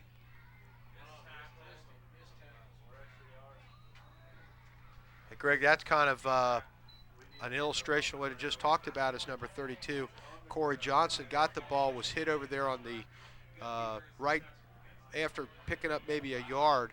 Should have gone down, but our defender fell. He kept turning his legs and turned what should have been a 1-yard gain into about a 7-yard gain. Great second effort again by Corey Johnson. 2nd and 4 now for Nar and the Purcell Marion Cavaliers, and this time they try to go up the gut to get that first down, and number 32 Johnson, who's been the workhorse in this third quarter, is pulled down short of the first down. It's going to be 3rd down and maybe 2 yards there, Greg. Coach Bauman's going to wear out Corey Johnson. Of course, Corey isn't worried about that. He's come to play football tonight. He's been doing a great job. 3rd and 2 for Purcell.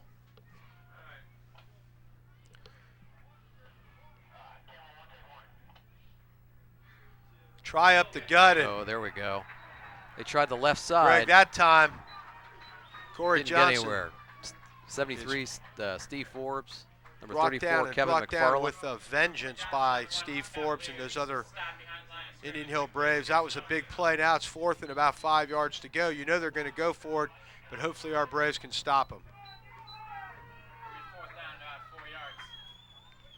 It's like Coach Bauman wants to take a timeout, talk this over with his Cavaliers.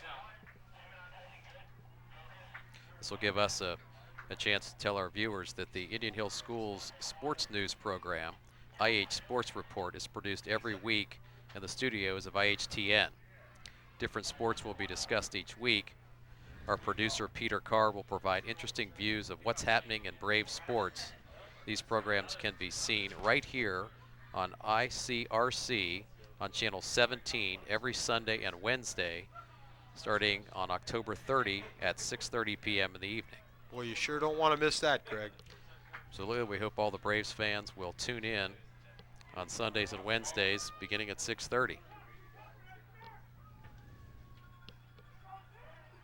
You know, Greg, as the timeout is just about to end here, and Purcell now hopes that they have some kind of answer to the Braves defense and maybe they can convert.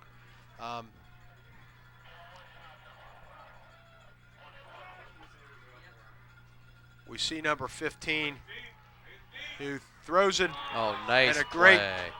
knockdown there by Nice number play. 20, Shea Donovan. He comes in from his cornerback position to Good job, stop Shea. that play right away, Greg. We get the ball back. A good defensive stand by our Braves. Coach Tyson congratulating his defense as they come off of the field. Very happy with that defensive stand there. As you mentioned earlier, Shea Donovan had attended Purcell Marion High School earlier. I think it was in his freshman year. Happy to have him here at Indian Hill. All right, 2:27 left in the third quarter. Braves have the ball back, crowd back into it. Number 1, Jake Kendall tries to make his way around the outside, and a pretty good job on the defensive side of the ball by the Purcell Marion Cavaliers, Greg, as they weren't fooled at all by that play. Defense came up quickly on that. That play just took a little time to develop, and no place for Jake to go. Loss of 5 on the play. You know, Make it Greg, 6. 2nd and 16, Dave. watching this game from the booth where we've got these windows that keep kind of the noise of the crowd out really doesn't do justice for the type of enthusiasm that our crowd and our fans are showing to these boys this afternoon. It's really a rambunctious atmosphere, a festive atmosphere out there. And number 5, Danny Johnson, is able to get a first down as Scherpenberg does a good job passing to him across the middle, Greg, and Danny does the rest by cutting it up, finding the opening, and going to the marker to get that first down. Great job by Mike Scherpenberg there to roll out, buy a little extra time, give his receivers some time to come open. Nice catch by Danny Johnson. Nice run after catch, and he got out of bounds for a Braves first down. First down now for Mike Scherpenberg and his Indian Hill Braves offensive unit as they try a delayed draw there, and number 48, Chris Gillen, is not fooled, and he comes in and is able to make the tackle on number 2, Case Cousineau, well behind the line of scrimmage, Greg. Nice play by number 48, Chris Gillen. He's the nose tackle for Purcell Marion. Nice defensive play that time. You know, Greg, the last loss that we had when we tried that run with Jake Kendall resulted in about a 5-yard loss. Braves came out second and 15, second and 16, got a first down. Maybe that's in our game plan here. We get back to second and 15, and then Sherpy throws for a first down. We'll take that. Looked like a blitz was setting up, but no. That away. And in fact, he is able to get that ball. That's it. Over You to called number it, Dave. 1, You Jake called it. Kendall. We fall back for 15 or 16, and then we pick up a first down. Great job. Nice protection that time for Michael Scherpenberg. He was able to hang in the pocket and deliver a strike to Jake Kendall. Well, you know, Greg, at the start of the game, according to our stats, Sherp was only 30 yards away from his record passing 2,463 yards from last season. We know he surpassed that already tonight with passes like that. He's got to be very close to 200 yards at least, if he's not over that already. Yeah, I think he has since set the school record. First and 10 Braves. Scherpenberg back to pass, screen Nice out to little the screen left. to Cousineau, and Cousineau gets out to the 8-yard line. We hear the coach from Purcell Marion that's in our booth Trying to call the lobbying game for the for a block in referee, the back. screaming block in the back, yeah. It looks like the ref heard him from up here, Greg. It seems like it. He yelled it loud enough. But Greg, once again, what that play will do, depending on where they spot us, is it's going to put us at about second down and maybe 15 yards to go. And you know what happens when we're second and 15. Michael Scherpenberg to the rescue at that point. Jake Kendall. Holding. Called against Indian Hill. That'll be 10 yards from the spot of the foul, as we know in high school. So we'll have to see what that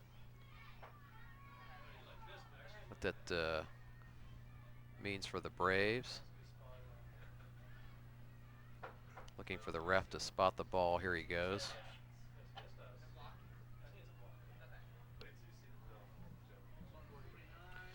Looks like we're going to be at the Purcell Marion 49-yard line. First and That's going to be about second and maybe 18, 19 yards, Greg. As Sherpy's back. And wide open is number 3, Andrew Kariakis, but a good job of breaking that up is the talented running back for Purcell Marion, Corey Johnson, who shows he also is a pretty good defensive player. And Greg, with that drop pass, as Johnson is a little shaken up on the play, the third quarter comes to an end. Braves still out in front, 14-0, with 12 minutes, all that remains in the regular season of the 2005 campaign. Braves are in pretty good shape here. Third down, or second down rather, and 19 to go. Like to see them convert one more time. Like to actually see them bring this ball in and score. Time for a Braves touchdown, I think, Dave.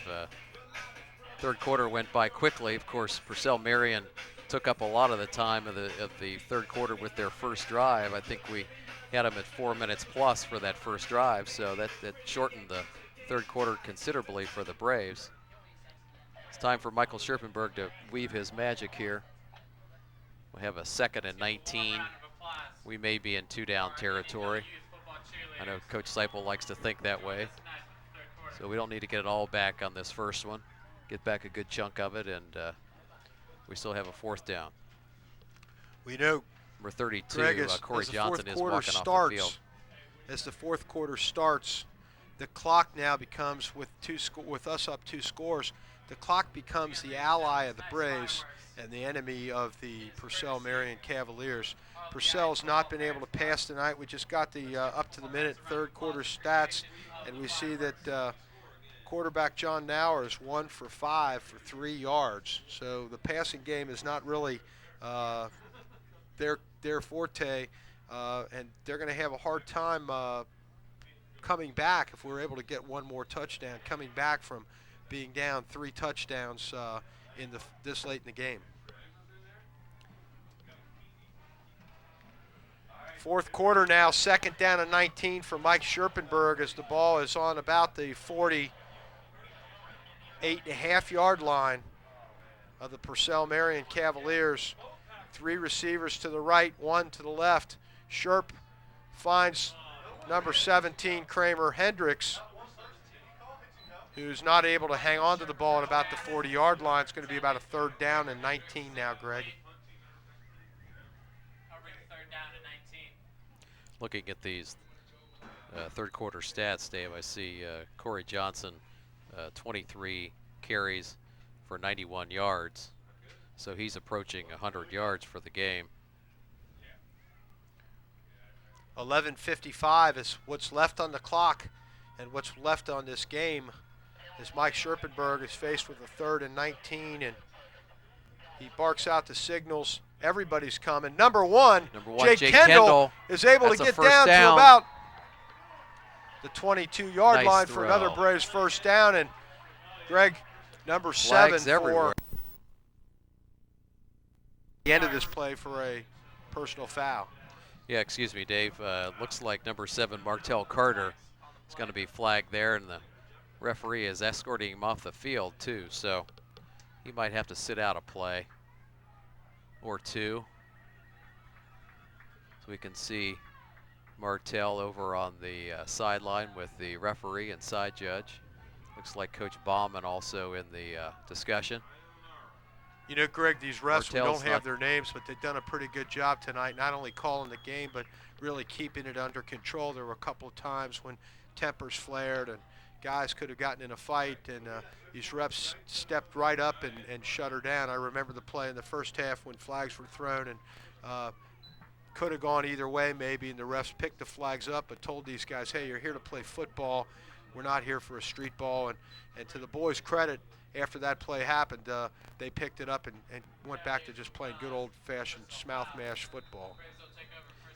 Yeah, Martell Carter is allowed to stay in the game. The way the ref walked him off to the sideline, I was uncertain there for a moment, but he remains at his corner position. Be 1st and 10 Braves at Purcell Marion 12-yard line. Sherpy back. He's looking into the end zone, and he's going to throw it out of bounds there. As he was looking for looked number like 5, everybody Danny was Johnson, pretty well all the covered way. on that play, Greg. Yeah, sorry, Dave. He was looking for number 5, Danny Johnson, all the way. And when he saw Danny was covered, I think he just went ahead and put it out of bounds. Make sure no one could catch it. And let's reload and do it at 2nd and 10.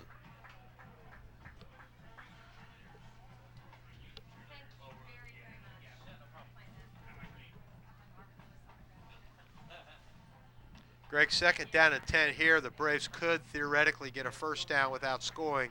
You know, Coach Scherpenberg would, or Coach Seipel would prefer to have Mike Scherpenberg just get a touchdown and get out of here with a big score. As nice, we see number 2, Case Cousineau. A nice inside move by Case, able to Does a avoid good that job, first picks up tackle. About 3 yards on that play, Greg. Good job by Case. Tough 2 yards inside. Puts the ball on the 10-yard line. About 3rd and 8.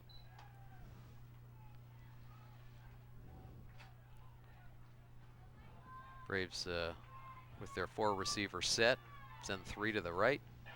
Jake Kendall to the left. Yeah, and number 1, Jake there we Kendall, go. is able to hang on to that pass, and he was well covered there, Greg, by a couple of Purcell Marion receivers. More fireworks go off as the Braves increase their lead from 14-0 up to 20-0, and now Matt Merritt will come on to attempt the extra point. Great job by Jake Kendall running that post route. I think that's his best route, Dave. He runs that to perfection, and Michael Schierpenberg delivers that ball right there where just Jake is going to catch it. Extra points good by Matt Merritt. Perfect 3 for 3 tonight for Matt. Doing a good job coming back. We're sure happy to see him back on the field. Hopefully he'll be in good enough shape next week to resume his kickoff duties. Well, now the Braves have increased that lead, Greg, and now with only 10:39 left, the problem that I discussed earlier really presents itself to Coach Bauman over there on the other side of the field, and that is passing doesn't work for you. You've got to hope that Johnson and maybe some other running back can find an answer to the Braves defense, the Braves bend but don't break defense that you mentioned. Braves defense is working on a shutout now. Hopefully Coach Tyson will be able to fire the boys up with that. Keep them thinking shutout. Get the ball back and let Mike Schierpenberg and Jake Kendall and the other seniors do their thing. Short Andrew kick. Kiriakis with a short kick to and number number 48. Chris Gillen brings the ball up to the 40-yard line and is brought down there. And that's where the Purcell Marion Cavaliers will start off for this offensive series, Greg. Short field for Purcell Marion. But I think the Braves defense is up to the task here, Dave.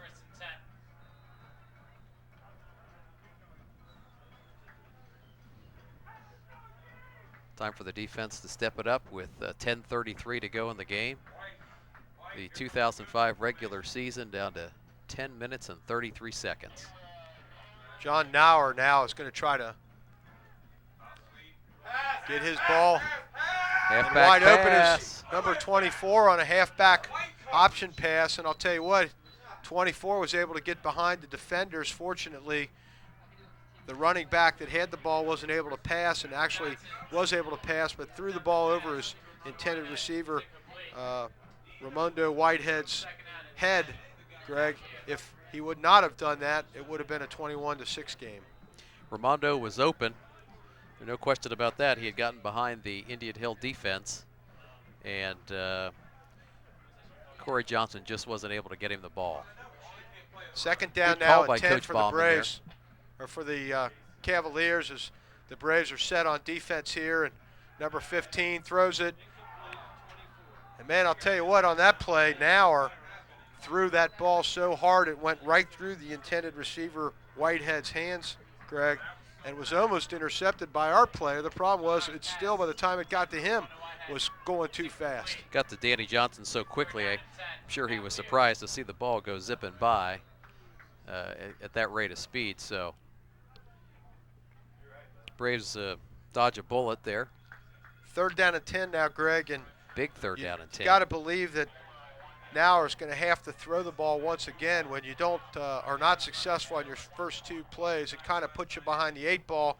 He's in a difficult position here. He's being chased all over. He's just going to throw it up, and number 8. I'm surprised number to see. 6, Drew Tolliver, had a better angle at the ball than number 1, the intended receiver, Ward Banks. Fourth down, and now it looks like the Cavaliers Fourth and may 10. have to punt here, Greg, but I don't know. 10-16, I wouldn't trust it. Probably have to punt this ball, 4th and 10. But as you say, Dave, I wouldn't be surprised to see some kind of a fake here. Surprised to see Coach Bauman go away from number 32, Corey Johnson. He's been running so well. We do get a punt. Number 2, Case Number 2, Cousineau Case gets the Cousineau. ball at about the 30-yard line, following his blockers. He goes to the right side of the field, and He's still going. He's cutting it back the other way. He needs a block or two, Dave. He's got number 5, Danny Johnson, out front. Leaps over a man. Still going. Still going. Oh, we see a flag down. Greg, flag on the play there. Might be. I think that's on number 20, Shea Donovan. He might have helped Case there just a little too much. We'll see. They're going to call a chop block, I think, on one of the Braves there, Greg, at the end of the run, right about the 20-yard line, maybe the 25-yard line. Have to see what the call is. Great run by Case Cousineau, though, Dave. Well, you know, he reminded me on that run of the Energizer Bunny. Still going, still going. Just kept on going. Was over at the other side of the field, looked like he was down and still going. A great run's going to, or a fantastic run's going to maybe be turned into a great run as the refs are going to march 5-yard penalty. 5 yards off. That might be, Greg, that might be No where one in the booth is exactly sure what that signal is, I but we think think that's that has where our something to receiver, do. our other player, our offensive player, might have been Shea Donovan, With- held him up, picked him up off the ground before he fell, and that might be an illegal play in high school. I don't think it is in the pros. Not sure about college, but it's a 5-yard penalty. So instead of having the ball down on the 10, what the heck, we have it on the 27 with the 21-point lead. I think that might be referred to as an illegal touching or illegal assistance. That's a 5-yard penalty in high school. There's Kevin McFarland on the carry to the left side. Kevin stacked up by a couple of Cavaliers. Number 86, Sam Pearson in on the stop.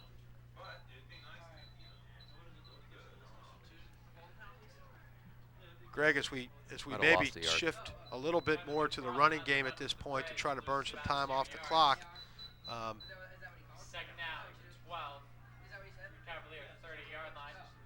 We see that Mike Scherpenberg again goes under center. And he's pretty dangerous from this position because he doesn't always have to Here we go, Kevin McFarland wide run open. with the ball, and he Come on, Kevin. Out of way. gets the ball out there, Greg. Good and another job, great Kevin run McFarland. by Kevin McFarland.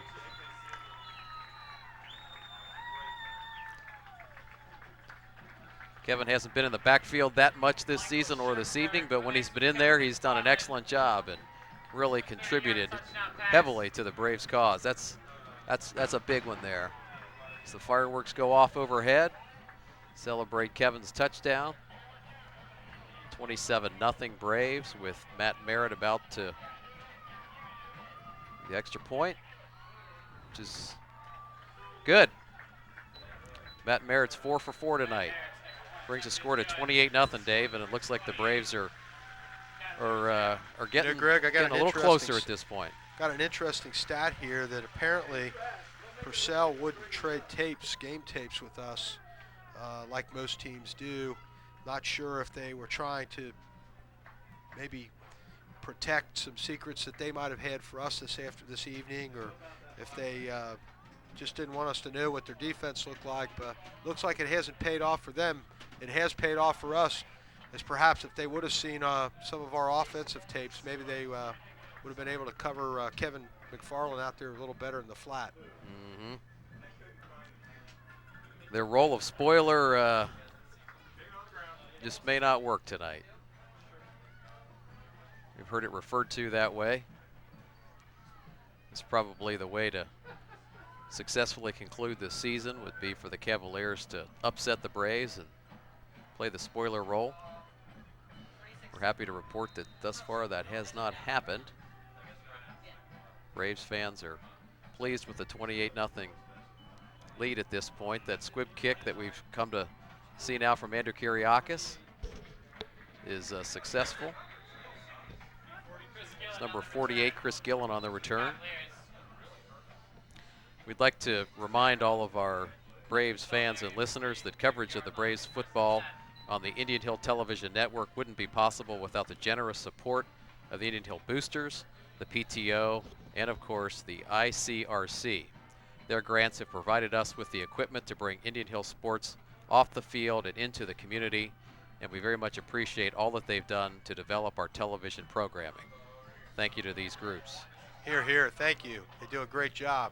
1st and 10 now for John Nahr and his Purcell Marion Cavaliers, who try to run to the left side of the field there. Does number 32, the talented running back Corey Johnson. This time nobody's fooled Greg. He's shut down, and now with 8:40 left on the clock, it begins to look as if the Indian Hill Braves are in fact going to be able to run the table this year with an undefeated season. Looking more and more like an undefeated season at this point, Dave. 28-0 with 8:35 to go. Referee moves his right arm, indicating for the clock to move forward, and it does.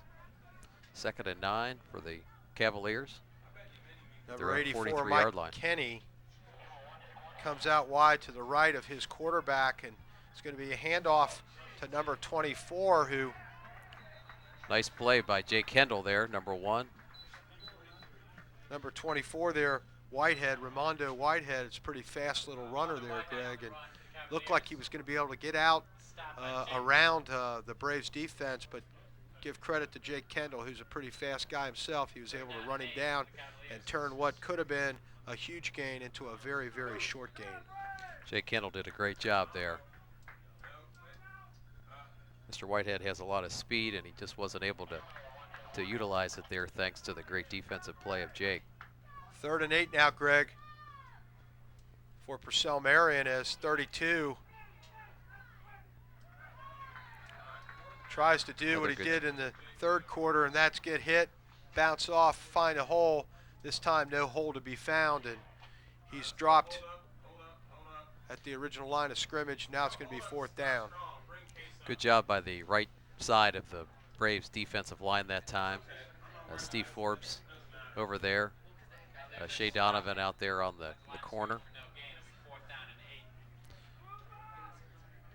No gain brings up a 4th and 8 for Purcell Marion. Jake Kendall is the lone back, and pretty Jake's good gonna punt get a there chance to by return it. Nauer as Kendall is able to take it on about the 30-yard line, and he breaks it big. And Nauer has to bring him down, Greg, after a pretty good run by Jake Kendall of about 40, 45 yards, brings the ball down to about the 37-yard line where the Braves will take it 1st and 10. Nice return by Jake and a nice saving tackle by number 15 from Purcell Marion, who, of course, is their quarterback and the punter, John Nauer. Brings up a 1st and 10 for the Braves. Michael Scherpenberg is under center now. Little I formation action. We've got Greg, our I with, formation, our power Andrew formation Kiriakis. here, yeah. Split Kevin out, McFarland number 2, leads. Case Cousineau. Saw Kevin McFarland leading inside there as the fullback. Trying to give Case a little running room inside. Of course, the Braves are content just to let that clock go down as far as they can get it, Greg, nursing a 28-point lead here late in the 4th quarter. Scherpenberg's not in any hurry to get up to the ball. Michael's appropriately taking his time. Jake Kendall in motion. Pitch back is to Case Cousineau. Cuts around that right side for a few yards, Dave. Big Kevin McFarland out front, leading the way for him there again. About 3rd and 8 now, Greg. At this point in the game, it's probably going to be 2-down territory for us, as we wouldn't want to risk any kind of run back on a punt, and probably would be content to run it twice, and whether we get the 1st down is no consequence. It's just to make sure that they have the ball down in this part of the field. I agree, Dave. I think we're in 2-down territory here. Of course, here we go to Andrew Kiriakis. And Greg, Number 24 had to Andrew- save it there. That was Andrew Ramondo Kiriakis Whitehead. was about to make a great catch, and He did. give 24 credit. That's about all he could do. If he That's would about not all. have done that, Kiriakis would have caught the ball. The Braves are going to get a 15-yard penalty, but I don't know what else number 24, Ramondo Whitehead, could have done, because Andrew Kiriakis was wide open and the ball was well on its way to him from Scherpenberg. A good pass. Ramondo had little choice there but to interfere. Otherwise, it was probably 7 for the Braves, or 6, 7 with the extra point.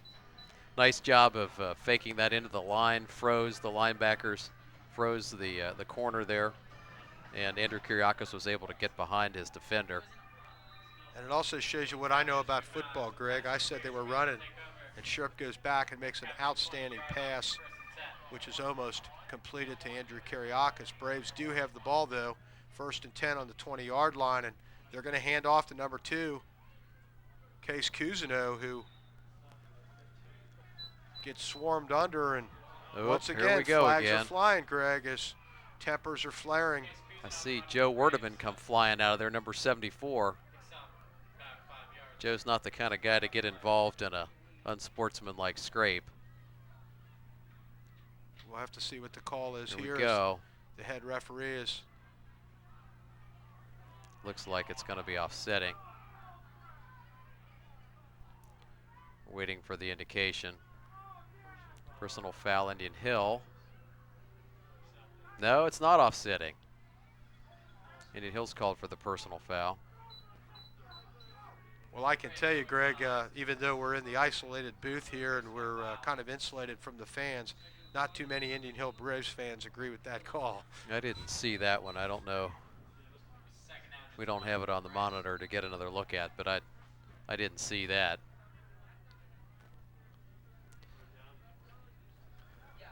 Well, a first and 10 turns into a 2nd and 20, Greg, or a second and 8 turns into a 2nd and 20 as the Braves get rung up for a personal foul. Scherpenberg, nice little pass to Kevin McFarland, nice catch by Kevin. Stays on his feet. Stays on his feet and makes it down to, the ref's going to give him the 15-yard line.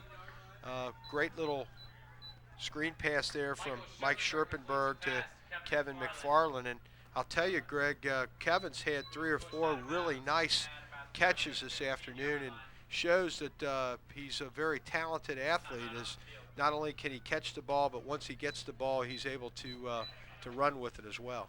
Great play by Kevin. Kevin's a junior, about 6 feet 210, and did a great job on that. He had to turn back the other way to pick that ball up and looked it into his hands. Did a great job with the catch. And the Purcell Marion player on his feet. Made the tackle was shaken up on the play was number 7, Martell Carter, as he put a good hit on Kevin to bring him out of bounds, and then paid the price for that hit, Greg. Down marker showing 4th down.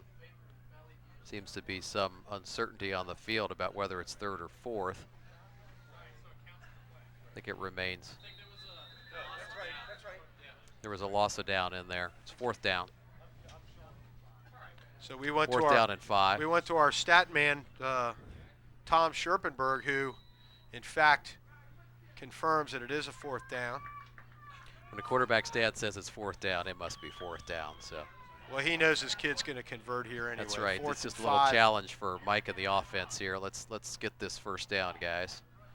4th and 5. Sherpy's back. He's rolling right. And a touchdown there over in the flat is number 2, Case Cousineau. Touchdown Braves.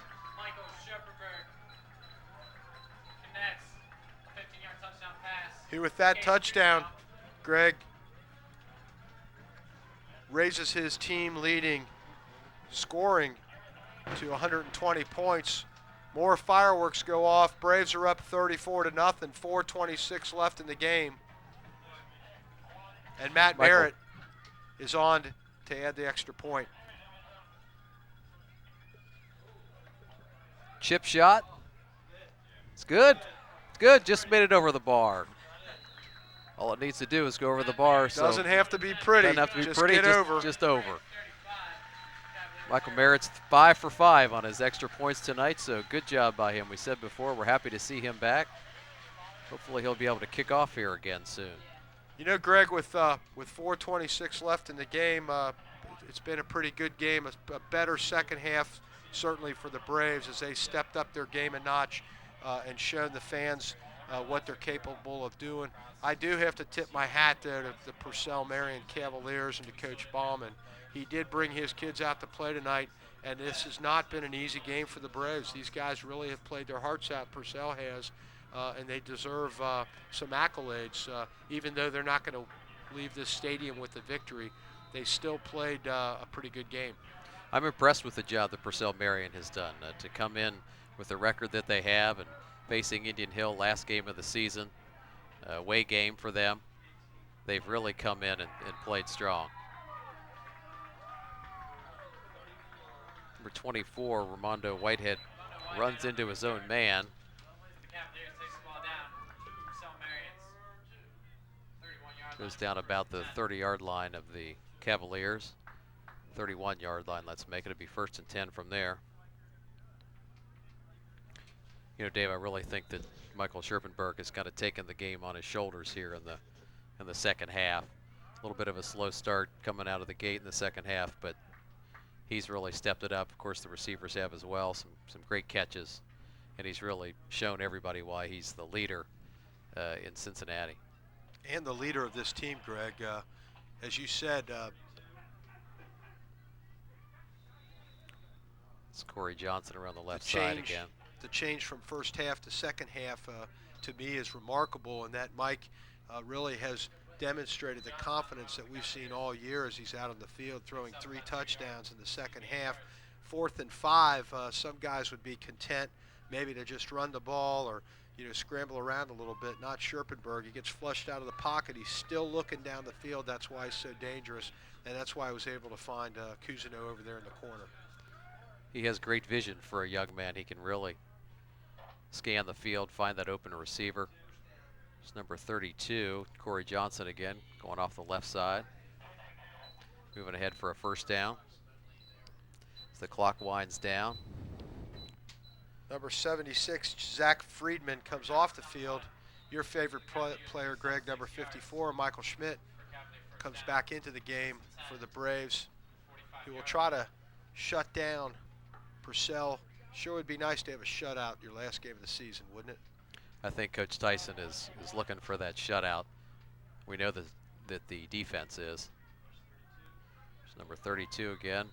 32 there, gets tackled by the I, or the H part of the Indian Hill lip. Convert here without number 32 on the field, simply because he's not able to pass. They do give it out to 48, who makes it out to the outside, does Gillen, number 48. Chris Gillen on the carry. Chris But it's picks going to be up 4th about down now, 3 yards. Greg, and with 1:51 left, they are going to go for it. Got This to go would be for it at huge this for point. the Braves to come in and stop them right here. Minute 42 and counting. Indian Hill Braves are a minute 30-some seconds away from an undefeated season.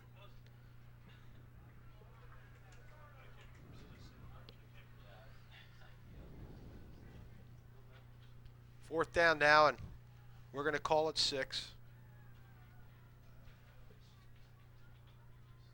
They're going to hand off. Hand off is to number. Just a huge tackle there that kind of cements the deal. 54, Michael Schmidt. 34, Kevin McFarland in on that tackle. Also number 73, Steve Forbes at the bottom of that pile. Those 3 guys have been making tackles together, Dave, for a long, long time. We've watched Michael and Kevin and Steve Forbes grew up together, playing football together. We mentioned the Pee Wee program before. Those boys all started playing together in 2nd grade. They're juniors now, so they've been doing it together for 9 years. Greg, 1:13 left. It's second team time as number 19, freshman quarterback Bo Cordell, comes in to relieve Michael Scherpenberg and give him a well-deserved rest. And they're going to hand off to number 39, Jonathan Johnny Whitehead, Whitehouse, who is a vision of things to come next year for the Indian Hill Braves. He's a junior and really does a great job at the running back position. He's a great kid. He was injured a little bit this year. And when his number's been called in the varsity games, he's really performed well, Greg. He's really stepped it up. He's done a great job when he's gotten the opportunity. Junior, as you said, he's done a great job anchoring the backfield of the JV team this year. Look forward to seeing more of John next year. Hand off to John again up the middle. He's not big, but as you can see, he's tough. He's a good inside runner. Moves ahead for a few. That may be the last play of the game. I think Greg, so. with 20 seconds to and go. counting, The ref has that not is how reset the this clock Indian Hill yet. Braves game is going to end. The Braves are going to go to 10-0 in the 2005 season. They have done it not since 1970 has a Braves team been able to run the table from start to finish. What an outstanding game we saw here this afternoon. Congratulations to Coach Seipel, his coaching staff, and to the Braves as we see fireworks go off to commemorate this wonderful event. What a fantastic season these guys have had. 10-0. History, as we've talked so much about. It's a great accomplishment by Kevin Seipel and this group of boys. The fireworks go off overhead. Greg, a great montage effect by the great production crew for the Indian Hill Braves television network as we're seeing the Braves shake the hands of the Purcell Marion Cavaliers. We're seeing the great fireworks that the crowd is enjoying. Everybody is very, very excited as the Braves are now officially on the march to Canton, as next week, next Friday night, we'll be playing a game here at Tomahawk Stadium, the first playoff game, the first step toward the goal of making it to the championship game in Canton, Ohio in about 5 weeks. Going to be watching the paper now to see who the Braves get in the playoffs, Dave. We haven't had a chance to talk about the Harbin point ratings much tonight. As most of you know, Indian Hill has the lead in the Harbin computer ratings. Indian Hill is Division III, Region 12. Coming into tonight's game, had a total of 24.35 Harbin points. Second is Thornville Sheridan, team that we're not familiar with, comes in with 21 points plus. New Albany, Columbus DeSales, Gallia Academy, Landfair, Fairfield Union, Hillsborough, and Taft and Roger Bacon being tied for the last 2 spots in the Harbin points Those rating. are the for 2 this spots that we're most interested in, Greg, because as the #1 team in our region, we'll be playing #8, and that would either be, according to these stats, Taft or Roger Bacon next week here at Tomahawk Stadium. Should be here at Tomahawk Stadium. Both would be a good game. Roger Bacon, of course, a fine school, great football tradition, some great teams. The Taft program is really on the rebound, and Taft has been playing well. So it looks like that will be our first round playoff game, either Taft or Roger Bacon at Indian Hill. Greg, we got the final game stats, and I'll just give you a few of them. Mike Scherpenberg, 24 completions, 38 attempts, 1 interception, 277 big yards, That's great. 4 touchdowns. Threw a 30-yard pass. Had a number of receivers that were able to catch the ball. Jake Kendall, Drew Tolliver, Kevin McFarland, and Case Cousinall got everybody involved. Every one of those guys. Drew did not score a touchdown, but Drew stepped up big, substituting for John Spatz tonight, and did an outstanding job. Congratulations to all those guys. He did a great job. Jake Kendall, 11 catches for 127 yards, so Jake has another 100-yard plus game. A great job by him. Case Cousinall, 14 carries, 52 yards. We talked earlier, Case was looking for another 100-yard game, which he didn't get tonight, unfortunately, but he still had a heck of a game and had some big runs when we needed it. As we suspected, Purcell Marion's halfback, Corey Johnson, exceeded 100 yards, 28 carries for 106 yards. Not too much to speak of for the other running backs, but still a good job by Purcell back on the Indian Hill side. 4 touchdowns, 4 touchdown passes for Mike Scherpenberg. Just another great night tonight, Dave. He's What just matters done the a most, fantastic Greg, is job. when you look at the end of the 4th quarter, no time on the clock, and the score is 35-0. Braves have a shutout. Braves won their 10th game of the season. Just a fantastic performance here this afternoon, or this evening, and I really think it's a sign of what we're going to see in the future in the next couple of weeks as the Braves go through the playoffs. I think so, Dave. Bands They've are just had a making their way wonderful out of the stands. The fans are making their way out of the stands. The football teams are leaving the field. We're watching the Braves over there. I know they're getting some great words of encouragement from their coaches. They're getting congratulations. They're going to get congratulations from the parents at the end of the field. for a great effort in this 2005 season. So with that, we should say our goodbyes. So from Tomahawk Stadium, this is Joe and Andy's dad, Dave Prem, along with Abby and Michael's dad, Greg Schmidt, saying goodbye, everybody, and we'll see you in the future. See you next week.